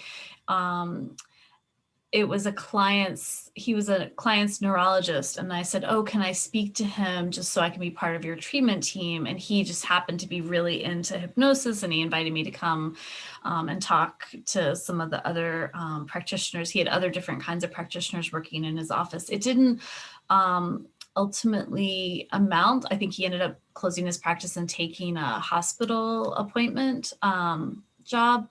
But that's the way it would happen with me. Or like my doctor that I went to for an autoimmune condition was interested in holistic therapies and said, oh, well, you can do Reiki with my clients. So we talked about, or my patients, so we did it that way. Or it mostly happened because a client was seeing a doctor, or I wasn't going, I am not as brave and great at networking as Shauna was. I'm so impressed. I don't know if I'm that great, but I don't know. I am. Or I would ask, you know, like Gary, who I've been talking about, I asked him, do you have a good therapist to recommend? Because I have a few clients who really need someone on an ongoing basis. And he said, oh, I worked with this woman for years. And so we spoke on the phone, and I don't think again, it's not my natural thing. Like I might get a few people that way, but we would cross-refer that way. So it happens sort of as from existing relationships with clients or myself. Yeah. And I think that to your point, like the neurologist that was like open to it, or your doctor who was open to Reiki holistic therapy, that's kind of what I found by putting myself out there more and more. I'll naturally connect with a doctor that will build my confidence in the fact that they're totally non-judgmental about me not having a PhD, or, and really believe in what I do. And even if they don't, quite understand it themselves, like Dan and I were going to get an office in a neurologist office, and she had a yoga practitioner there because it really benefited her clients, and she saw value in that, and she really saw value in hypnosis. And so she, even though we didn't have taking the office there, I would get clients referred, like especially female clients. She would refer them to me for like a couple of years, and it was really great because they would have these migraines that wouldn't go away, and she would try everything, and then she'd send them to me, and then a lot of times I had a lot of success with it because it was like deeper emotional stress issues and stuff like that, and the hypnosis worked really well. And she was super like acclaimed neurologist. Like I remember being at the gym once and I saw her on like the Today Show or whatever. It was like, oh wow. But she just was like, she just believed in it, so that's the thing. Like I think people who have been working in these fields for a long time, as health practitioners, like they do see value in it. Not all of them. Some of them would be totally non-believers, but the ones that are, I think that are really open to it and appreciate your professionalism, I think it's changing more. I get more clients that are doctors, and I'm like, I would get a little defensive, like trying to explain it too much. And then I've been realizing more and more, like, no, they find value in it, even if they, like you said, don't totally understand it. Yeah. Yeah. I've had a number of psychologists that are doctors. One that it really transformed her life, and she was very much like, I cannot believe, like I've been in, medical school, or she was a psychiatrist. She's like, she couldn't believe it, and how much it helped her and how she hadn't learned about it at all. And, so that's validating too. You're like, oh, okay, great. Like, and, Yeah. So, yeah. Does that answer your question, Beatrice, a little bit? And even of us talking about this, I realize I'm like, oh yeah, I have like ideas about the way that the world works. And then they're not true. I'll be like, well, that's not going to work because I'm like unabashedly femme. And then like you guys talking about this, so I'm like, oh, but actually a lot of unabashedly femme young doctors come to me, so I'm like, that's actually a pretty big niche market of just people that are like, I can appreciate when someone's like super, super femme. I don't take them less seriously. I don't think less of them. And I'm like, oh, cool. Okay. And like, I don't know why I still think it took you guys talking about that explicitly for me to be like, oh yeah, that happens. And I still like have this idea of like, ooh, I'm going to go out in the world and it's going to be really cold and sterile and I'm going to be looked down upon for XYZ. And it's like, yeah, maybe by the people that don't want to come to you. Yeah. It'd be a disaster if they showed up here, like, so that's cool. Yeah, that answers my question. And I think it's changing so much. I love, I get a lot of lawyers, which I would feel kind of defensive, like I am not like analytical, like my idea of like a professional outfit is my husband's like, I guess it's professional for your boss, which is me. We were laughing about that, but and that's such an analytical, they've spent years and years and years of training that analytical mind. And I'm noticing more and more how I get a lot of magical lawyers. Like, I think, and they're realizing like life is not working the way like the world is really changing and people are looking for, expanding and being a magical lawyer who, like they're really good at trance. And I just think things are that's interesting. It totally makes sense that you would have, because I can relate to having like certain ideas about what lawyers should be like, or my finance people that I see, or doctors. I can be defensive, and it's like I think everyone is kind of like, and I keep thinking about, I don't know if it was the Dalai Lama that said, someone asked like what the next big career thing is going to be, what all their children should be studying. It used to be doctors and lawyers, and now it's like healers. The world needs, like, that's going to be the number one profession. So I think we're already moving into that, which feels exciting. Okay. Yeah. Well placed. Yeah. Yeah, absolutely.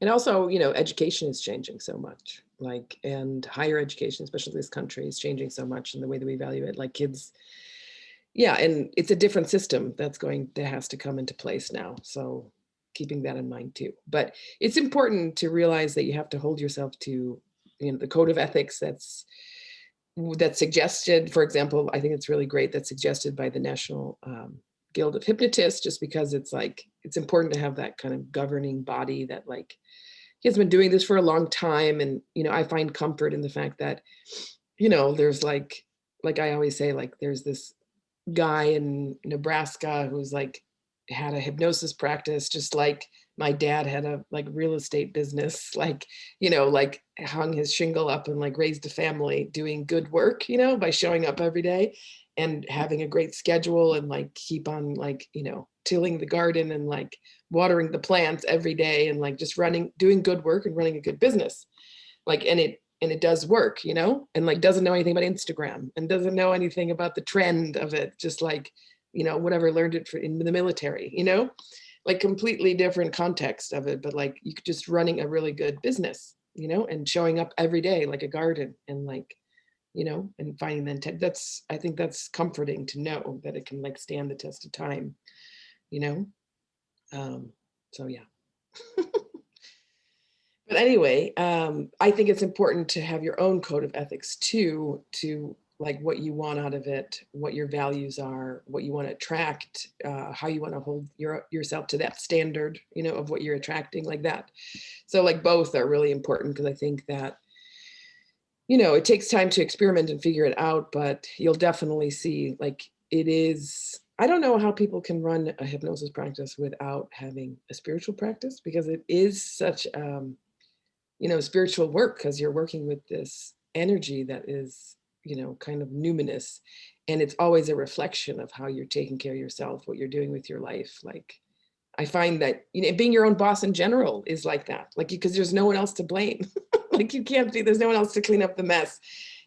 For me, it's really great, because it really holds me to this really close standard where I can't go too off the rails, because it's like, just doesn't work anymore. You can't do that, so anyway, that's what I think. One quick thing to add, I have a great book to recommend. I used to have my Reiki 3 students read it. It's called The Ethics of Touch. And it's a little dry and you guys aren't touching, but it really talks about the code of ethics. It talks about boundaries. It's a workbook. It's really good. Even if you just kind of dip in and out, it taught me a lot. It's a book that's been around, and it has a lot of good information about the complicated things that come up with, clients, that is not the actual work, but the stuff around the work of personalities, and it gives a lot of good ideas. So I highly recommend it. So I know I've taken a lot of your time, so I'd love to see a little bit of the business starter kit before we. Okay. So, so I stopped share on this, right? And then I'll share.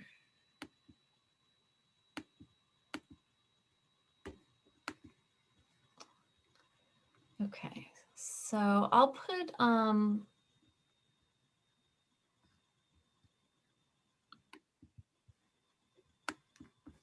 the link in the chat too. So can you guys see the Excel? Mm-hmm.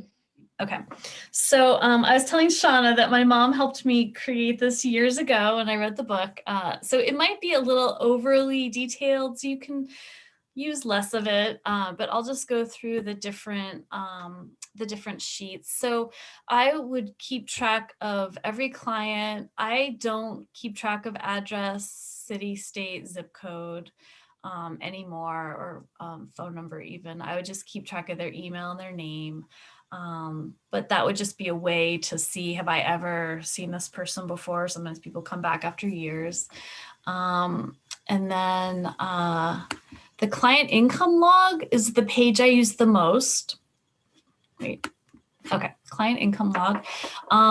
And this has it by month. I would just do it for the whole year and do a new sheet each year, just copy it and start a new sheet. But I would keep track of the date, the time, who I was seeing, how much they paid, how they paid. And the most important thing, which you might not need, but I would keep track of the session notes. I like to show self-hypnosis techniques, so I'd write down which ones I showed them so I wouldn't repeat, or if there's things to remember, that could be as detailed, or if you have a really great memory, maybe you don't need that many notes, or things that they like or don't like, or work or don't work. So I use this sheet a lot, and then I would tally what I don't think it, yeah, I would do a monthly total of what I brought in for the month.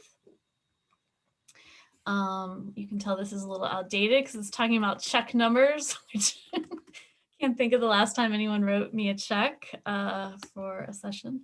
If you offer gift certificates, this I use a fair amount because I would give them a year to redeem it. You might not have a expiration date on it, but you know, who bought it, what the person's name is, any notes about it, and then when they redeemed it. Especially if they've got a year, I might, like, I think a few days ago, I was looking at somebody who bought one last year and is using it now. And then the annual income, I would tally how much I brought in each month. And you might have more than sessions and gift certificates. Maybe you sell a product or you teach a workshop. You could add a line in for that to keep track of if you're doing other things than sessions, just to keep track of the income. And I would also do a projection of what I thought I would be bringing in. You know, if I'm going to be super conservative, what do I think I'm going to bring in every month? And even after doing this for 12 years,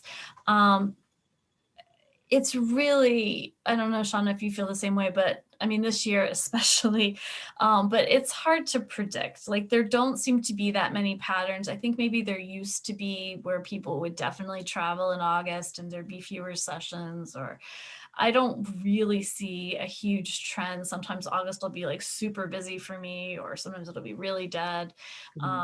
So I would just try to kind of be conservative about, like, I generally tend to bring in about this much. Some months it'll be much more, some months it'll be much less.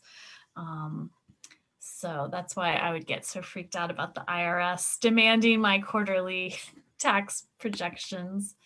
And then for the expenses, this expense explanation is from the IRS. Double check it. It might have changed since I created it, but at least gives you some general categories.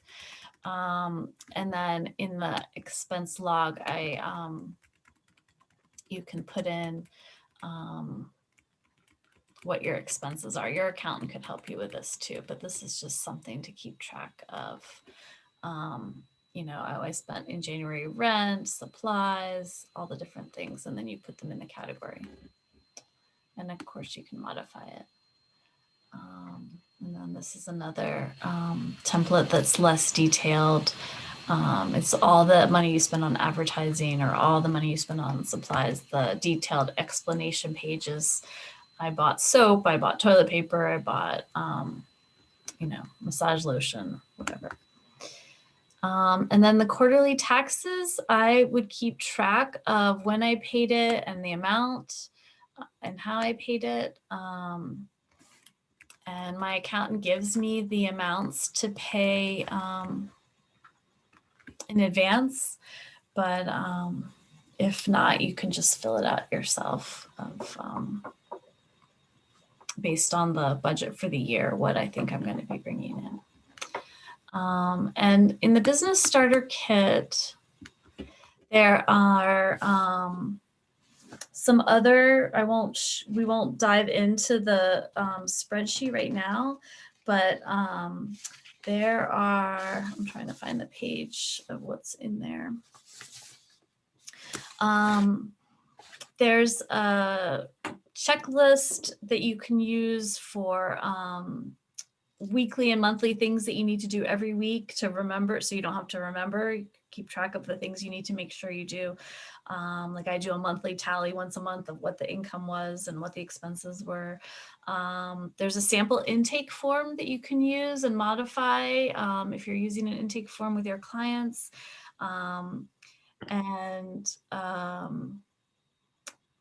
There's also a spreadsheet to figure out, okay, I think I can do 10 sessions a week and I'm going to charge this amount. So what would my salary be, or what would my income be, to help you kind of figure that out. It's a simple form, but you can kind of plug in numbers and kind of see. I remember thinking, this is 12 years or more, I guess 13 or 14 years ago, thinking like $100 a session is like great.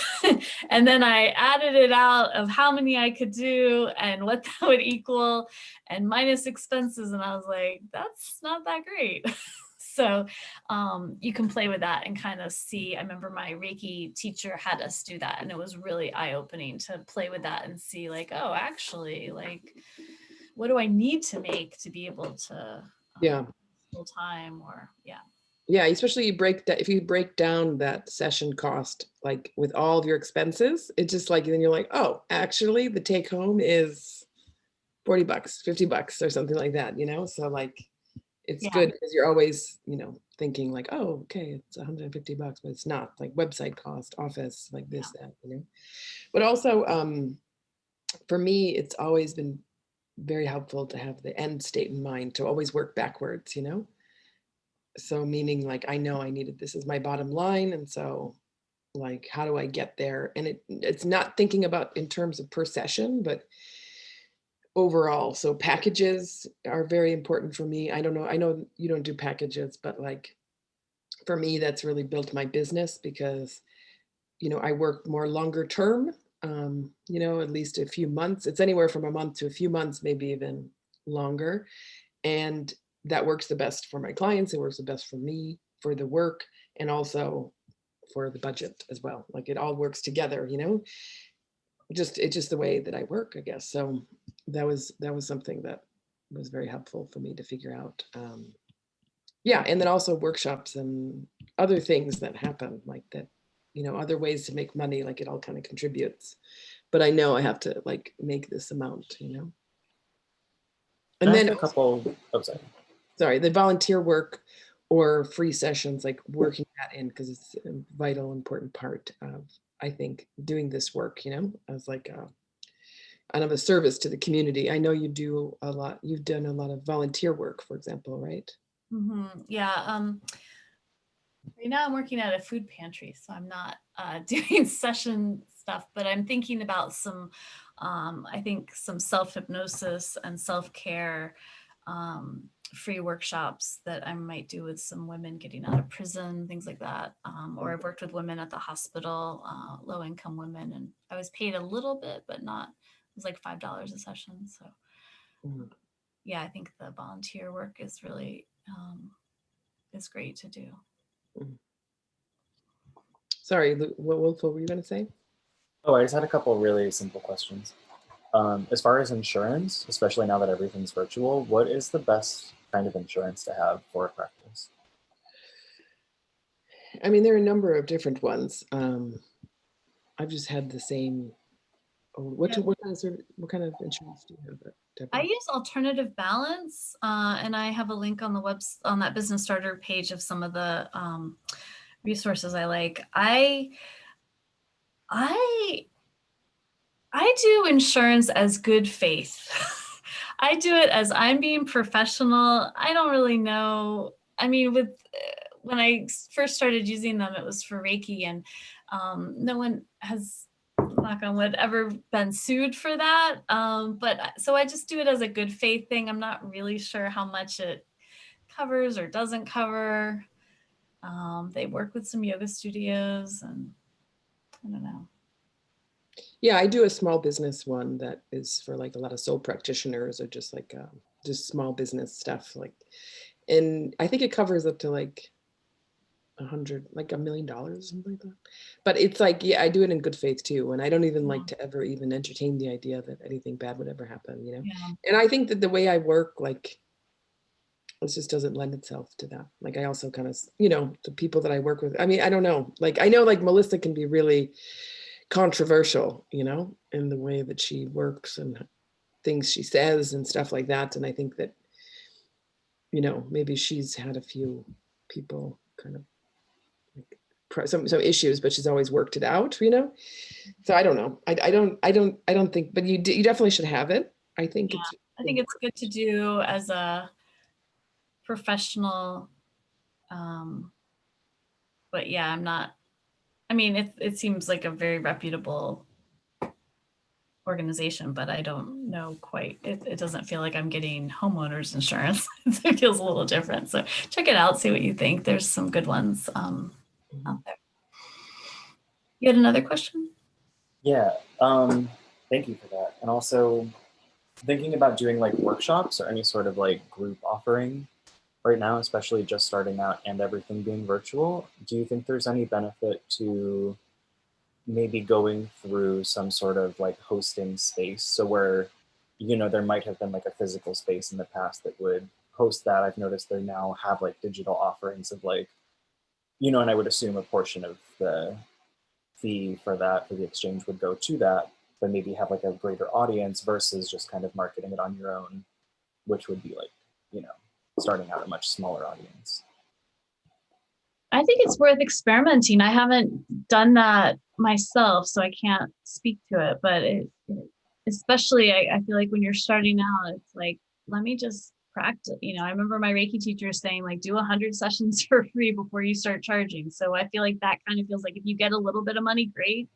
As you're venturing out, that way you can see, do I like this? Do I not? I know when I used to co-teach at the Open Center Reiki classes before I started doing my own. So it was great to be kind of mentored by the senior teacher leading it.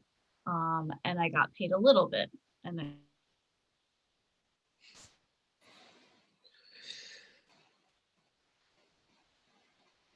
I definitely like to collaborate with studios and organizations and offer workshops for sure. That's really a big way about how I built my business, like making those alliances. And I've always felt like it was okay, like take 50%, like that's totally fine, because it's a little bit like I don't invest in advertising or PR, and I don't really have a lot of marketing. So it's like by, you know, collaborating with these larger organizations, I'm kind of under their umbrella. And so it's like, I just factor that in, that 50% less, I factor it into, you know, doing that kind of work with them. Well, same thing like Maha Rose for years, like when I was doing the sessions there, it wasn't really profitable. It was like, even though they charged a lot more than I charged, which I didn't love, but I was like, well, okay, I have to like work this out. And it really helped me, like, I don't know, develop my niche and like create community and be a part of the community. And so it wasn't, if I looked at the numbers, it didn't make sense, but it didn't matter because it actually did make sense in the end, you know, and I did feel a lot of return from it, but it wasn't direct. It's kind of like paying a PR person $2,000 a month, but you're like, where's the money? Like, I don't know. But like it's a long-term thing, you know? I mean, that makes sense, because like that's how I found you, was a workshop with Maha Rose. You know what I mean? So exactly. that Like, it really is like its own marketing there. Deborah's calling me now. Hello. Hi. Hi, sorry, we just lost internet. I don't know what. Oh, that's maybe okay. a branch or something. I don't know. Oh, okay. So you're out. There's a storm up here. So oh gosh, I hope it's okay. Yeah, it's not really storming here. It's just the lights flickered and the internet went out. The power came back on, but I think the internet, I don't know. Oh, okay. I'll try restarting it, but I just wanted to let you know. Okay, thank you so much. Let me just ask really quick, does anybody have any other questions for Deborah? Did you have another question, Wolf? Or? No, that's it for me. Thanks so much. Okay. Thank you so much, Deborah. Okay, Thank you. I'll email you Thank you. the starter kit, because I was going to put it in the chat and I didn't. But if you need anything or other questions come up, just let me know.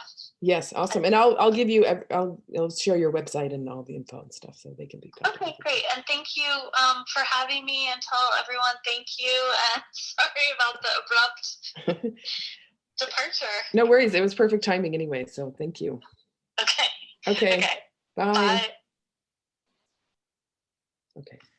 So, but yeah, I think that it is important. And I know some people are different. Like I have, colleagues that are like, they get very concerned about the session price or what they're doing in exchange with somebody else. And it's kind of like they get myopic about that. And I think it's been very beneficial for me to look at the big picture and to not like nickel and dime the situation, because it always comes back to me. So that's my take on it. But yeah, do you have any other questions for me or for like the overall kind of thing, everything we've discussed today? I have a question that I feel like you answered maybe even a few months ago, but I just wanted to like maybe get back to that. When you charge people for the sessions, I remember you mentioned that they always pay up front before. Is that right? Yeah. So, and then you mentioned that sometimes if you see them, then you'll just kind of give them like a deal, like, oh, if you want to book like 3 sessions or 6 sessions or whatever it is, if you can book it within the next like 48 hours, whatever. How do you basically collect payment from people? Is it Venmo? Is it like through your website? It's changed because now it becomes easier and easier, which is amazing. Because it used to be like, I got like some checks in the beginning, and like a lot of people like to pay cash in the beginning. That never happens now. So I did have Square. I think Square started like a couple years into my maybe a year or two into it. But now I don't use Square because it's like, I don't know. I think it's good for business though. It does help you. I think they have them templates that are really helpful to break things down. But now it's just everything's just amassed together. So I do Venmo and PayPal, and PayPal will take a little bit more of a fee. Sometimes if it's a larger thing, I get in the habit of trying to suggest that they choose pay to a friend, but I don't know. That's probably not the best thing to do. But yeah, PayPal, Venmo, or Zelle. Very occasionally cash, but I really prefer not to. Some of my older clients that are used to coming in paying me cash, I'll kind of make an exception for. But I really like to have it in advance at the end of the last session before, because that's my guarantee that they're not going to cancel last minute. And I found, so this is there's a code of ethics for business that is suggested by the National Guild of Hypnotists, or maybe even if you look into just like good business practices for sole practitioners or sole business owners, a code of ethics like that you want to kind of adhere to in general terms. And then I found for me, what's really important is my own code of ethics. So being really honest with myself, like how I work, how I want to make it work for me. And so I hold my clients the same standard that I hold myself to. So I appreciate flexibility. And so I give my clients flexibility. And I know my bottom line with boundaries, right? So I know, first of all, it was very hard for me to show up to therapy, to be consistent with it. I think, because of trauma related stuff, it's just difficult. And so I like to create a leeway for people to make sure that they can come, that I'm there, that it's not a stressful situation. But if I find that if they're overdoing it, and I have like my own bottom line, which is like, I'll give somebody 3 chances, so I won't charge them. But if they're canceling on me last minute 3 times, then I'm like, listen, I'd love to be this is as flexible as I can be, given the circumstances, I'm going to have to count this session, and it's very understandable, but it's like, that's what I'm good with. And maybe at some point I won't be good with that because my time will be more precious, but I'll have to communicate that clearly, so like right now I do case by case situation because it's very easy for me to do that. And so paying up front is a way that guarantees, like, and I just find that people are much more likely to show up when they've already paid me. And if they aren't, then I'm okay. Like, okay, let's reschedule. It's fine. I already have the money, no problem. Like we'll reschedule it. So that's the way that I work with it. And I have found that when I don't do that, people will keep rescheduling, Yeah. I like to very much do like case by case situation and be very honest with myself. So if I'm feeling like the boundaries crossed, then I kind of, take some time, reflect on it, and confront it in a, as diplomatic and straightforward way as possible. Because it's important. You want to have like clear energy and feel good about it. But I know, like, I'm good with myself. Like, okay, like, no, you know what? I wasn't clear about this. I got to take that on. I'm not going to put it on the client. I'm not going to, so it's been very good for me with boundaries.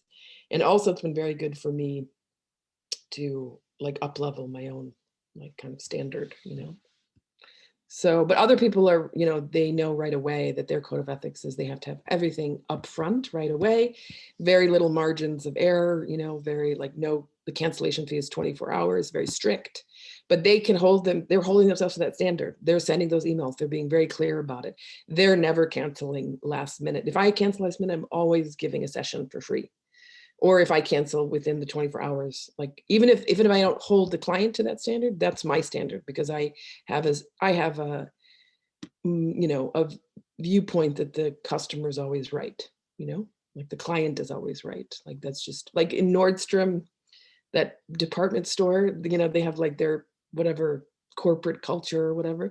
I remember my sister worked there for a while. She's like, they have this one of these kind of like newer age corporation philosophies or whatever, but they're like, the customer is always right. And like that is like, it's like absurd, because somebody can bring in something from the street that was clearly says like made, Sears made or whatever. And they're like, okay, sure, here's your money back. Like, we know that you're lying, but we're gonna give you your money back anyway. So that's the philosophy that I take in the beginning, until it crosses the line, because I think it's just coming from where I came from. Like, it helped me to have really compassionate, supportive therapists, so I could really show up, and that's what I want to do. So, but it's not for everybody, and you have to be clear that you can do that. You can't be like, oh, I'm giving too much, Yeah, you gotta be like, this is my choice. I feel good about it. And then just take it from there. I mean, I've definitely been like, okay, whoa, I really gave too much. I gotta retract here. What's going on, But it's kind of like it's worked itself out type thing. So, yeah. So anyway, I really suggest downloading this business kit of Deborah's. It's so helpful. Maybe even already have something like it, but it's so tailored to hypnosis. That's really, really helpful. And I think it's really great, goal setting, manifesting work too, like putting down, the amount of money, really working with the numbers in a sort of kind of clear way, and being honest with it, and looking at that, how many hours you can work, how much you really need to pay, what you really want to, make, to start, and what you want to build and project, all of that is very important. Like, it's kind of magical, like, to be clear about that stuff. And it's just like hypnosis in the way you're always looking at that end state. It's the same kind of thing with business, and starting to really think about the energy exchange of the environments that you're working in, and being honest with yourself about it. Like, if you're working within this capitalist structure, but you're wanting to create, a different model, but you're still working within it. So you have to kind of create your own little ecosystem that works within it, that is in alignment with your code of ethics, So, okay. I want to say something really quick that I use, or I think about a little bit to self-soothe.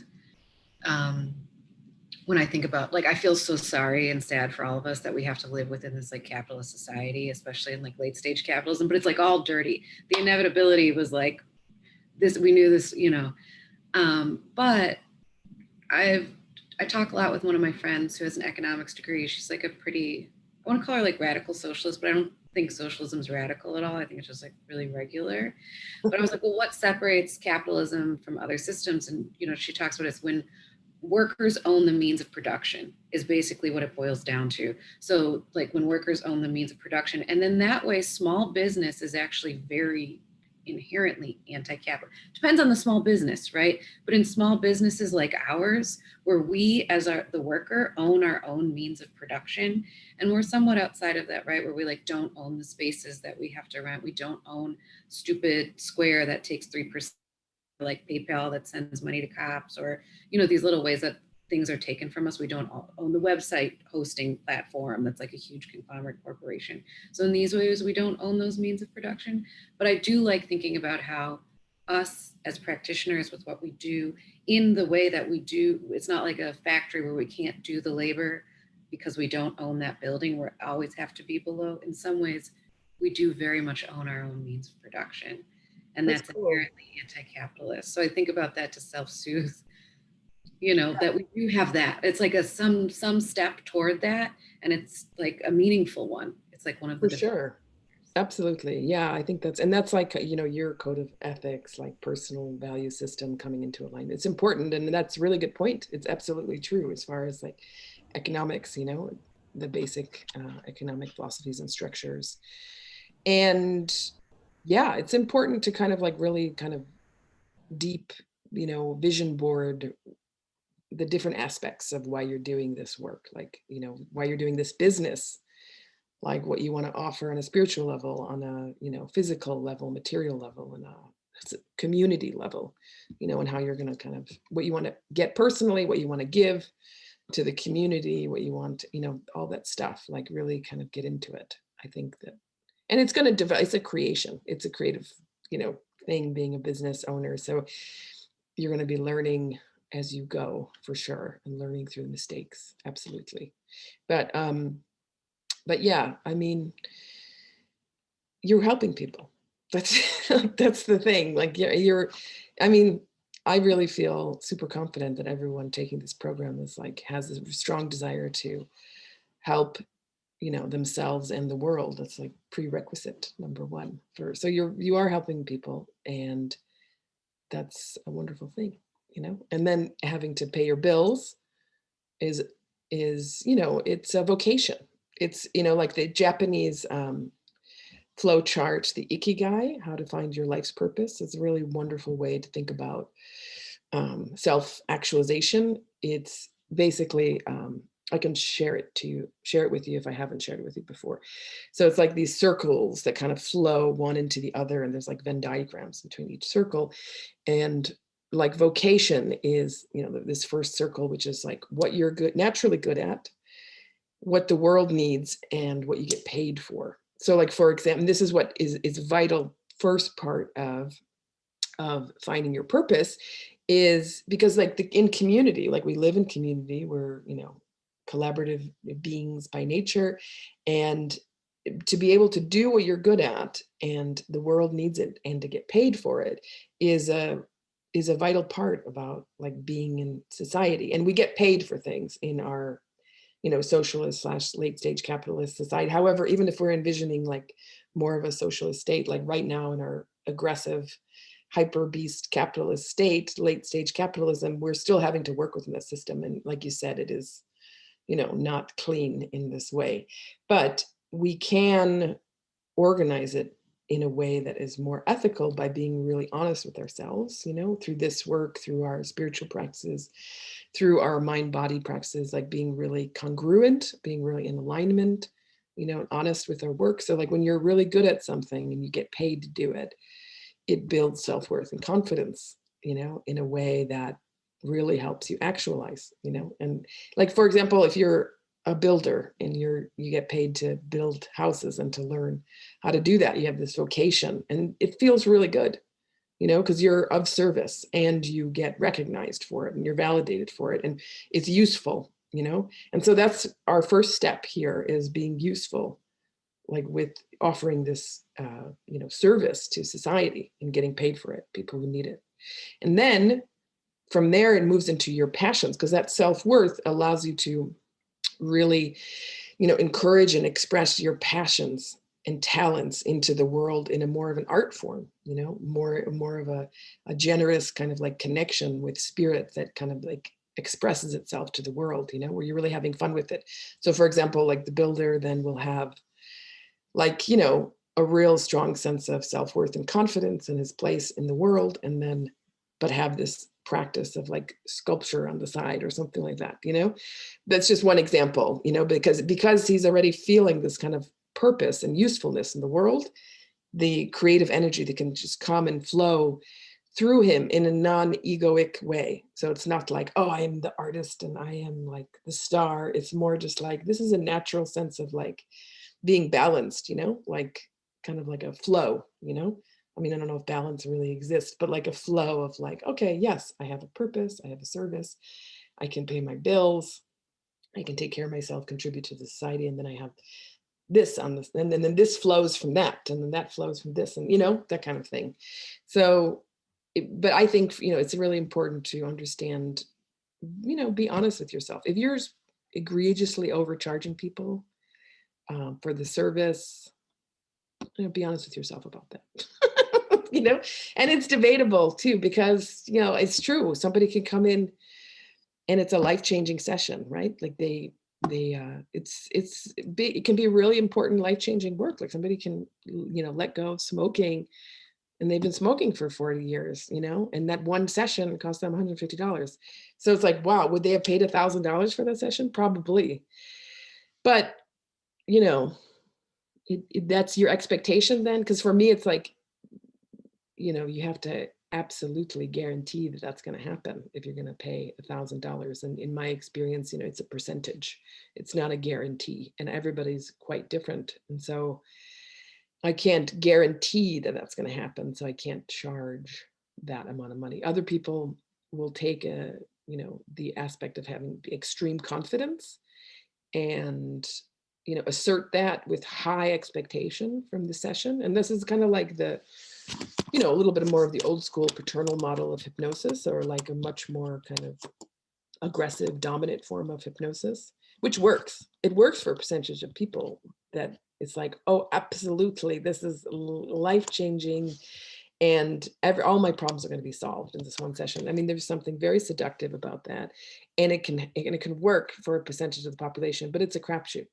You know, it's like, and you have to be honest about that. And that's not the way it works, because you can teach somebody how to do this. They can have the experience, and then it becomes something that they can learn and grow on their own. And like, it can really help them. It can help all people, not just that one that it's going to help them that first time, you know?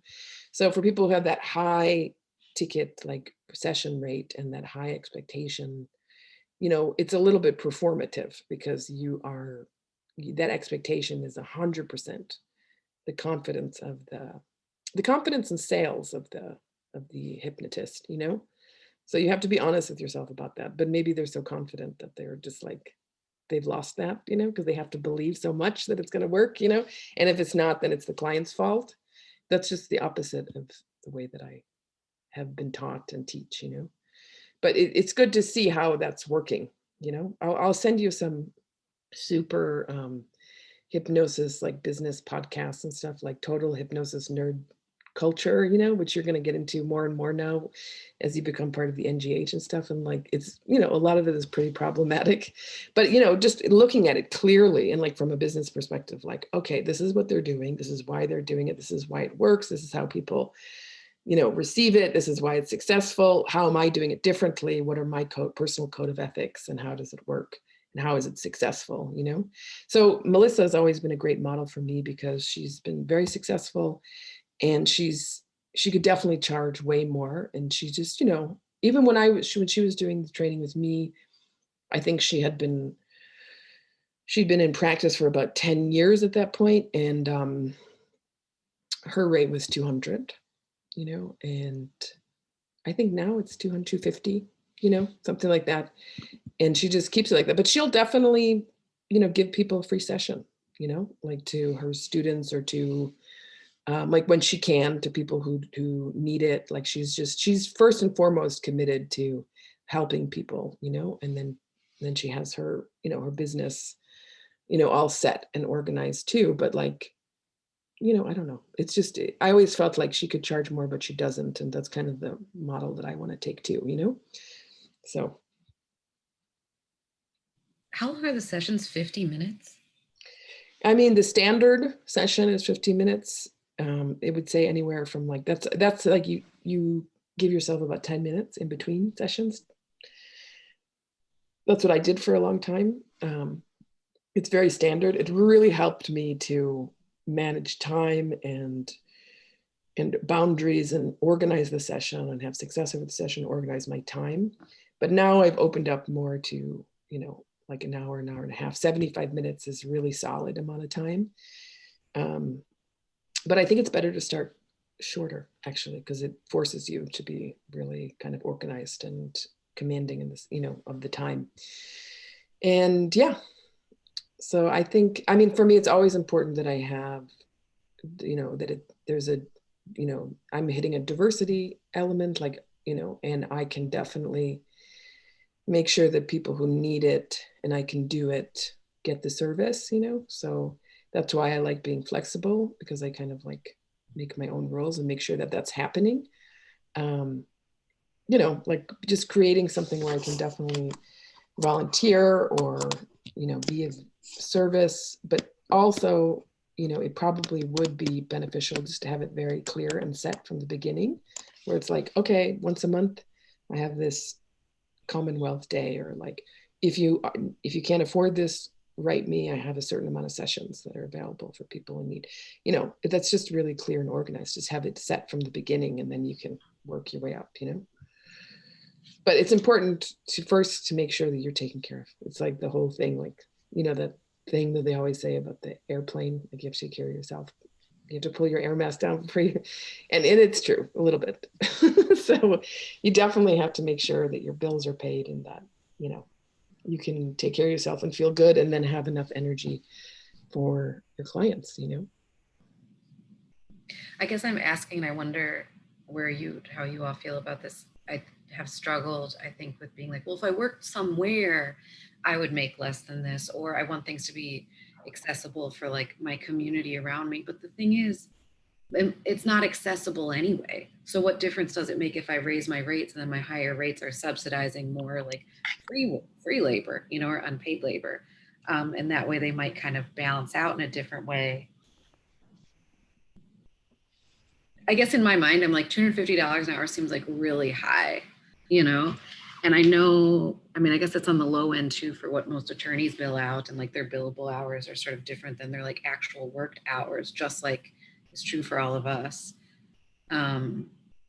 There's still some sort of like discomfort, I guess, in my head, where it's like, even if I raise my prices to like 100 for 50 minutes, I'm like, oh my God, can you do that? Like, wow, I don't know, that feels like scandalous, but then I'm like, well, if psychotherapy is generally 150 for 50 minutes is like a standard set rate, and like insurance reimbursement through that is like 107 to 140, you know what I mean? It's like, that's not outside of the norm. So I don't know why I'm struggling with this so much internally. This is why I wanted to ask you all about that. Yeah, I mean, it's definitely an internal struggle in the beginning, for especially kind of like helping, inclined people to be like, oh my God, money, like, and and I don't have a PhD, and like how can I justify, charging this much? But it's really about time. This changed a lot since I've started too, because like there's so many services like this now that people are, have, Reiki practices, like tarot reading practices, astrology practices, like all these things. And it's all about the same. So now there is a standard that really wasn't as clear before, I find, like the standard is $150 for 1 hour, more or less, because that's what it is. Because I think people now understand the value in holding space and time for people, undivided attention and time. Like that right now is actually a really big commodity, right? Like everybody's co-opting our attention. It's actually the most valuable thing, and we're giving it to, as a service first and foremost. Like that's what we're doing. We're holding space for people for an hour and a half of our time, undivided attention. So we're not doing anything else, and that is what we're paying for. And then you have your skills as a hypnotist and you know, a massage therapist and all the other things that you do are coming into that, you know, and like the artistry of it and the training of it, like are, you know, part of that. But I think for me, I really see it like that now, you know, and that's the first front line of kind of like doing this work, is holding space for somebody in a, you know, unconditional positive regard sort of way, and to help really get them into that, you know, ventral vagal system where their nervous system is starting to relax, and we can start to, you know, think more clearly and more resourcefully. Like that's what we're doing, you know, first and foremost. And then we're using, you know, our skills as a hypnotist to, you know, help them, you know, shift. But that's worth $150 the way I see it now. And it's taken me a while to get there. At first I was feeling very similarly to you, like, you know, like $75, $80, really $100? No, like I can't do $100. But actually, you know, Maha Rose helped me a lot with that, because they were like, you know, whatever, it's like $185 or something. I think 175, 185, 200, something like that. My rate was over there. And I was like, wow, this is the rate of this now, you know, like this is what's going on. And actually, because people really value, like, it's exhausting, you know, you know, burnout is real in this field. Burnout is real, very real thing in social work. Like I have my background in social work, and I'll have social work clients. I'm like, oh my gosh, like, you know, they're so burned out. Like it's, so seeing people holding people's energy for an hour at a time is really deeply exhausting energetically. And so that's another value that you're charging for, you know? So. I guess the other thing is like, I worry, I don't know if you all have these same, I think you guys have these same personal concerns too, like struggle with this, like sort of cognitive dissonance, because at the one time, like I can see like places doing like equine assisted therapy and they charge like $250 easy for 15 minutes and like don't bat an eye about it. And that upsets me. I'm like resentful of that. I'm like have opinions about that somehow. I'm like disturbed by it, you know? But then I'm like, oh, if I charged $100 here, would it feel like more pressure on me, where there's like a little bit more, I would feel more stressed to like perform? Or would I just like get used to that new number? I guess is one thing. Would people value it more at a slightly higher number? Because it's not really a big difference. It's not really a big change. And I guess my other thought here is just because like where I am, I think people are like, oh, well, like this is the ghetto, so I shouldn't have to pay for shit here. And I'm like, how dare you think you shouldn't have to pay for shit here? You know, like how, then don't come here, go somewhere, you know? So I'm like of a split mind on a number of different levels. And I wonder if you have that with like Zoom, if someone's like, what, I still have to pay you, or just over Zoom, or I don't know. Can we talk through this a little bit as a group of like where you all are at with your pricing and like how this, it seems somehow fraught in a way that I don't want it to be. I mean, you definitely have to be honest with yourself first and foremost, right? Like it's part of like, you know, building that rapport, and, you know, is having somebody trust you, is you have to be honest, and then they're going to trust you, right? So you have to be honest with what your needs are, at, you know, and providing this service and having your basic needs covered. Because if you're like the, you know, the shoemaker who has no, you know, no shoes, that's not working either, right? And that leads to resentment and all those different things. I think that, you know, it's about creatively mapping out the projection of your little ecosystem, you know, within this late stage capitalist culture and society that we're working in. Like if you're, you know, really wanting to give the service at a nonprofit or, you know, fee, or like a, I mean, at a, if you know, you could even go the nonprofit route, right? But it's always been way daunting and super complicated for me. And I know there's like a ton of paperwork and you have to have like a board and all that other stuff. But that's one way to do it if you really want to go outside of the capitalist system. But I think that's not perfect either. But I don't know enough about it. I think the revolution will not be funded. But I also have a nonprofit. It's just a personally funded passion project. I just put money into it, you know, to like have a nonprofit. So your nonprofit, is your center a nonprofit? No, it's, well, I sold my center that I had. So now it's just like I have this little greenhouse in the yard. The nonprofit Chicago Rewilding Society. It's Right. just the animals. So our only project now is like animals on the corner. Because of quarantine, we used to do like neighborhood parties and stuff. Like local orgs would be like, hey, we're doing this, Mm. promoting peace party. You want to bring the ponies? There's gonna be free food, free music. So I would pop a pony in the minivan. We'd do like 100 pony rides and just pop them back. So, but now it's just animals on the corner, which is kind of cool because people can interact with them unsupervised. Mm. Which I think is important, that there's not a facilitator there sometimes, and it's not a witnessed experience. Mm. You're Yeah, like yeah. private confession, you're like private interact. It's unexpected. That's so cool. That's amazing. Really cool. Yeah. It's just like, I'm like, that I have no income coming in for that nonprofit. It doesn't make sense. It's just for the optics. Like if my alderman were to be like, we have a problem here, I'd be like, what? This little nonprofit? It's just. Well, I think that it's creating the ecosystem is like, for example, for me, it looks like over the years, what I would be doing events for large organizations, but not organizations that I'm not in alignment with. So like female run advertising agencies. Like I had this thing where I would do a witchcraft ceremony for this advertising agency. It was all female run, called Jane Advertising. And that cost $1,500 for 2 hours of my time. Cost $1,500 to do that. Or like another advertising agency that was like super progressive, same thing. Sometimes I would even charge more. And then I worked up my rate to a certain place where I knew, like I know that there's certain people that like, it's right in between people who can't afford it, people who can't afford it. Right. So like $150, $175, if someone really it's kind of like in mid-range, but then I know that I can offer discounts if people, I have room to offer discounts. For me, it's not a set amount, but I know that I do it on a regular basis, and I just kind of like gauge it myself, So there's a little ecosystem there because I have like the bigger money coming in from the top, that pays a certain amount of my bills. And then I have my sessions, and then I have, my recordings, and then I have, the school. So I have all these different things that like work into it and flow, So it's about creating that too, because like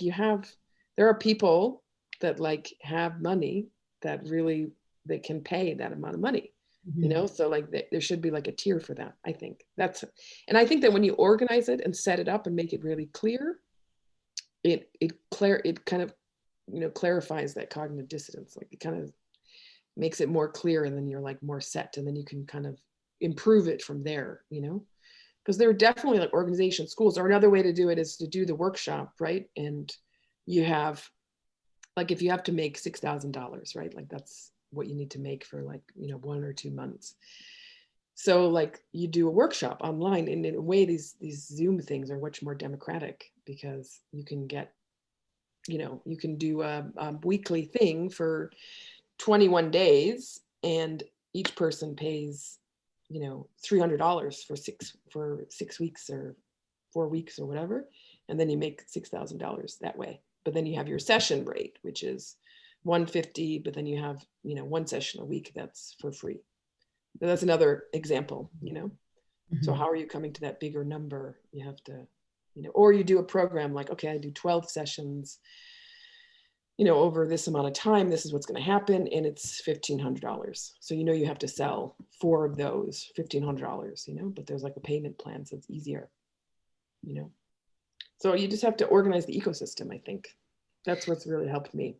Have you lost people at all when you raise your rates? Like, I wonder if people will even notice, or if people will be like, well, who does she think she is? I mean, like in the code of ethics, like from the NGH, they'll say like, you have to give them 30 days notice, you'll have to make an announcement, so that's the kind of thing, is like, just do the right thing. Like you can't just be like, oh yeah, it's all right, I'm just this week, this time it's going to be $200, and I'll compromise. So somebody who has at a lower rate, I'm going to a higher rate there. And I'm like, well, my rate now is 175, but I know we've been doing this for a long time at 125.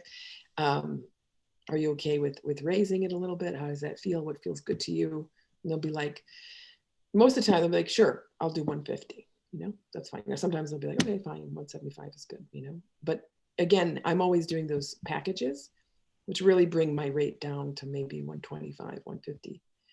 And the thing is that that's great though, because then people are really doing those packages and they're getting much more out of the work, and it's a regular thing for a couple of months, and they get much more out of the work. And so that me like haggling the 175 or the 125, I'm getting paid much more with those multiple 625 packages than somebody just doing 3 sessions for 175, you know?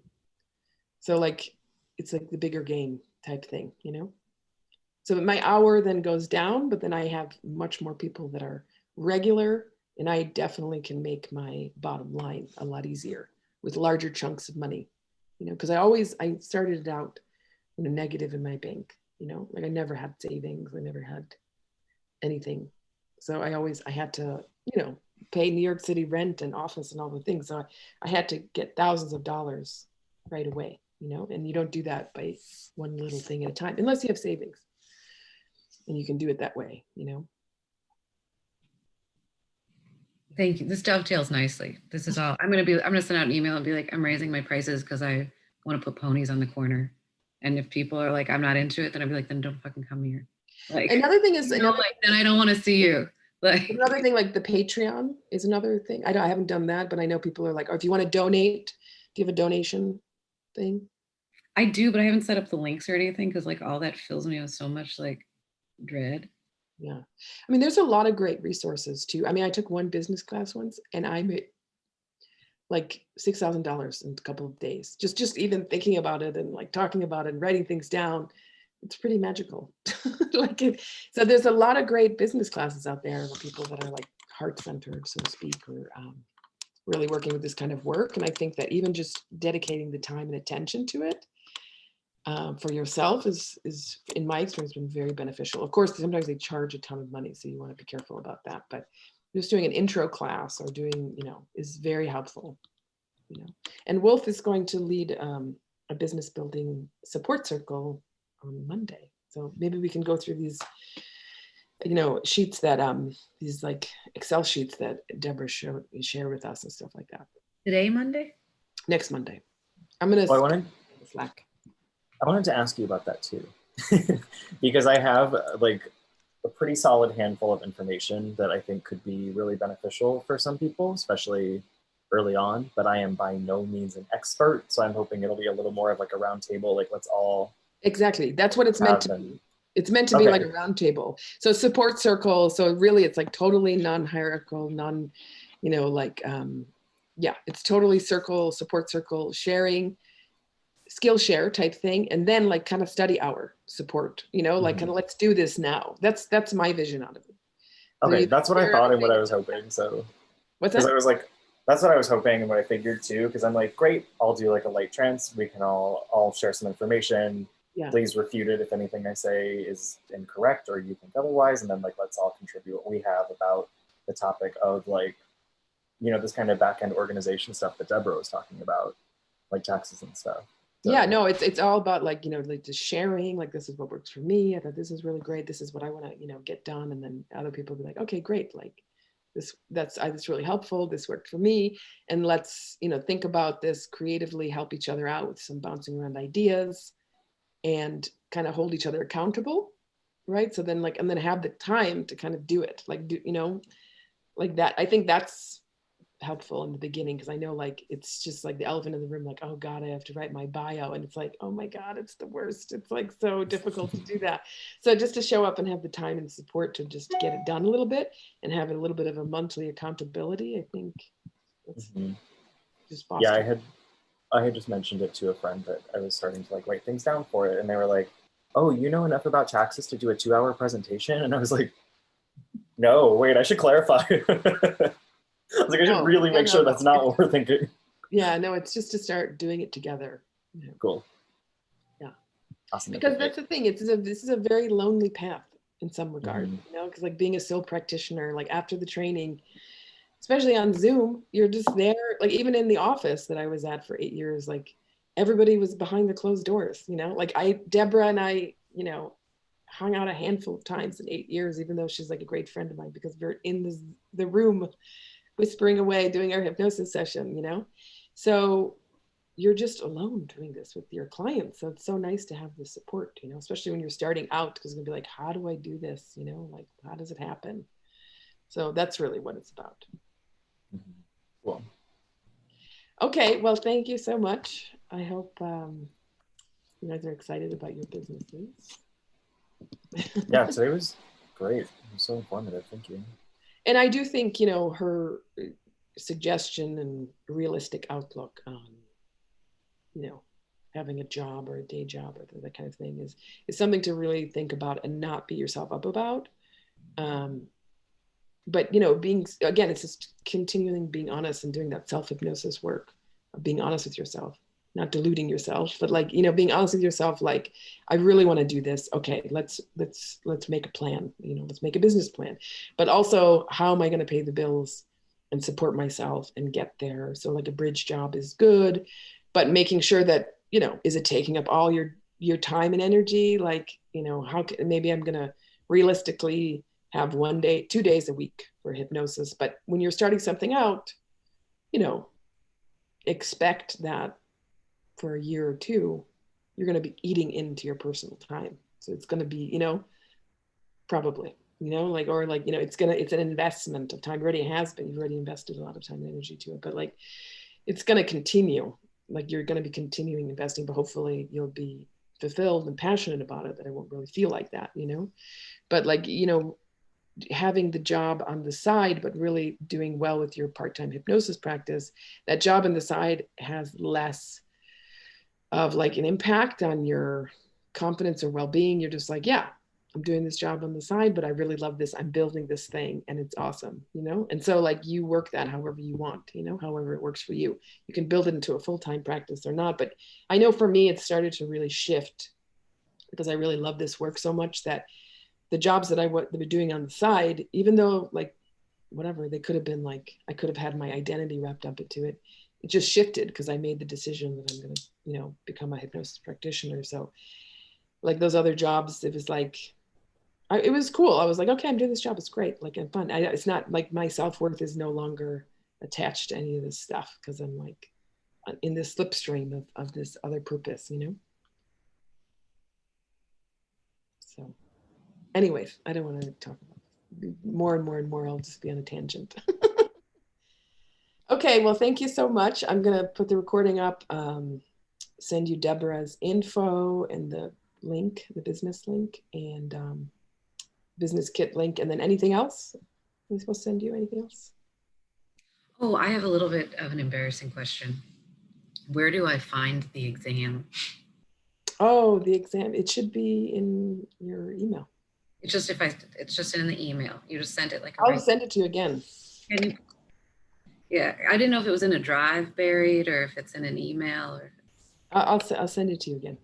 It's just like a Google form thing. Okay. Not embarrassing. Don't worry. Okay, cool. Well, I'll see you next week then. Next week is our like graduation ceremony, you said? Yeah, technically. Awesome. As long as we have all the exams in and everything. Because I have to register everyone at the same time. So when you get your certificates will be when everybody has their the majority of the people have their exams in and stuff like that. But it's okay because you can technically, you know, start. I'll explain it next week. So, but hopefully you'll have the certificates definitely by the new year. But next week will be our, you know, closing ceremony, so to speak. And, you know, if you need more time, just let me know. Okay, cool. Thank you so much. Thank you. See you next week. Thanks.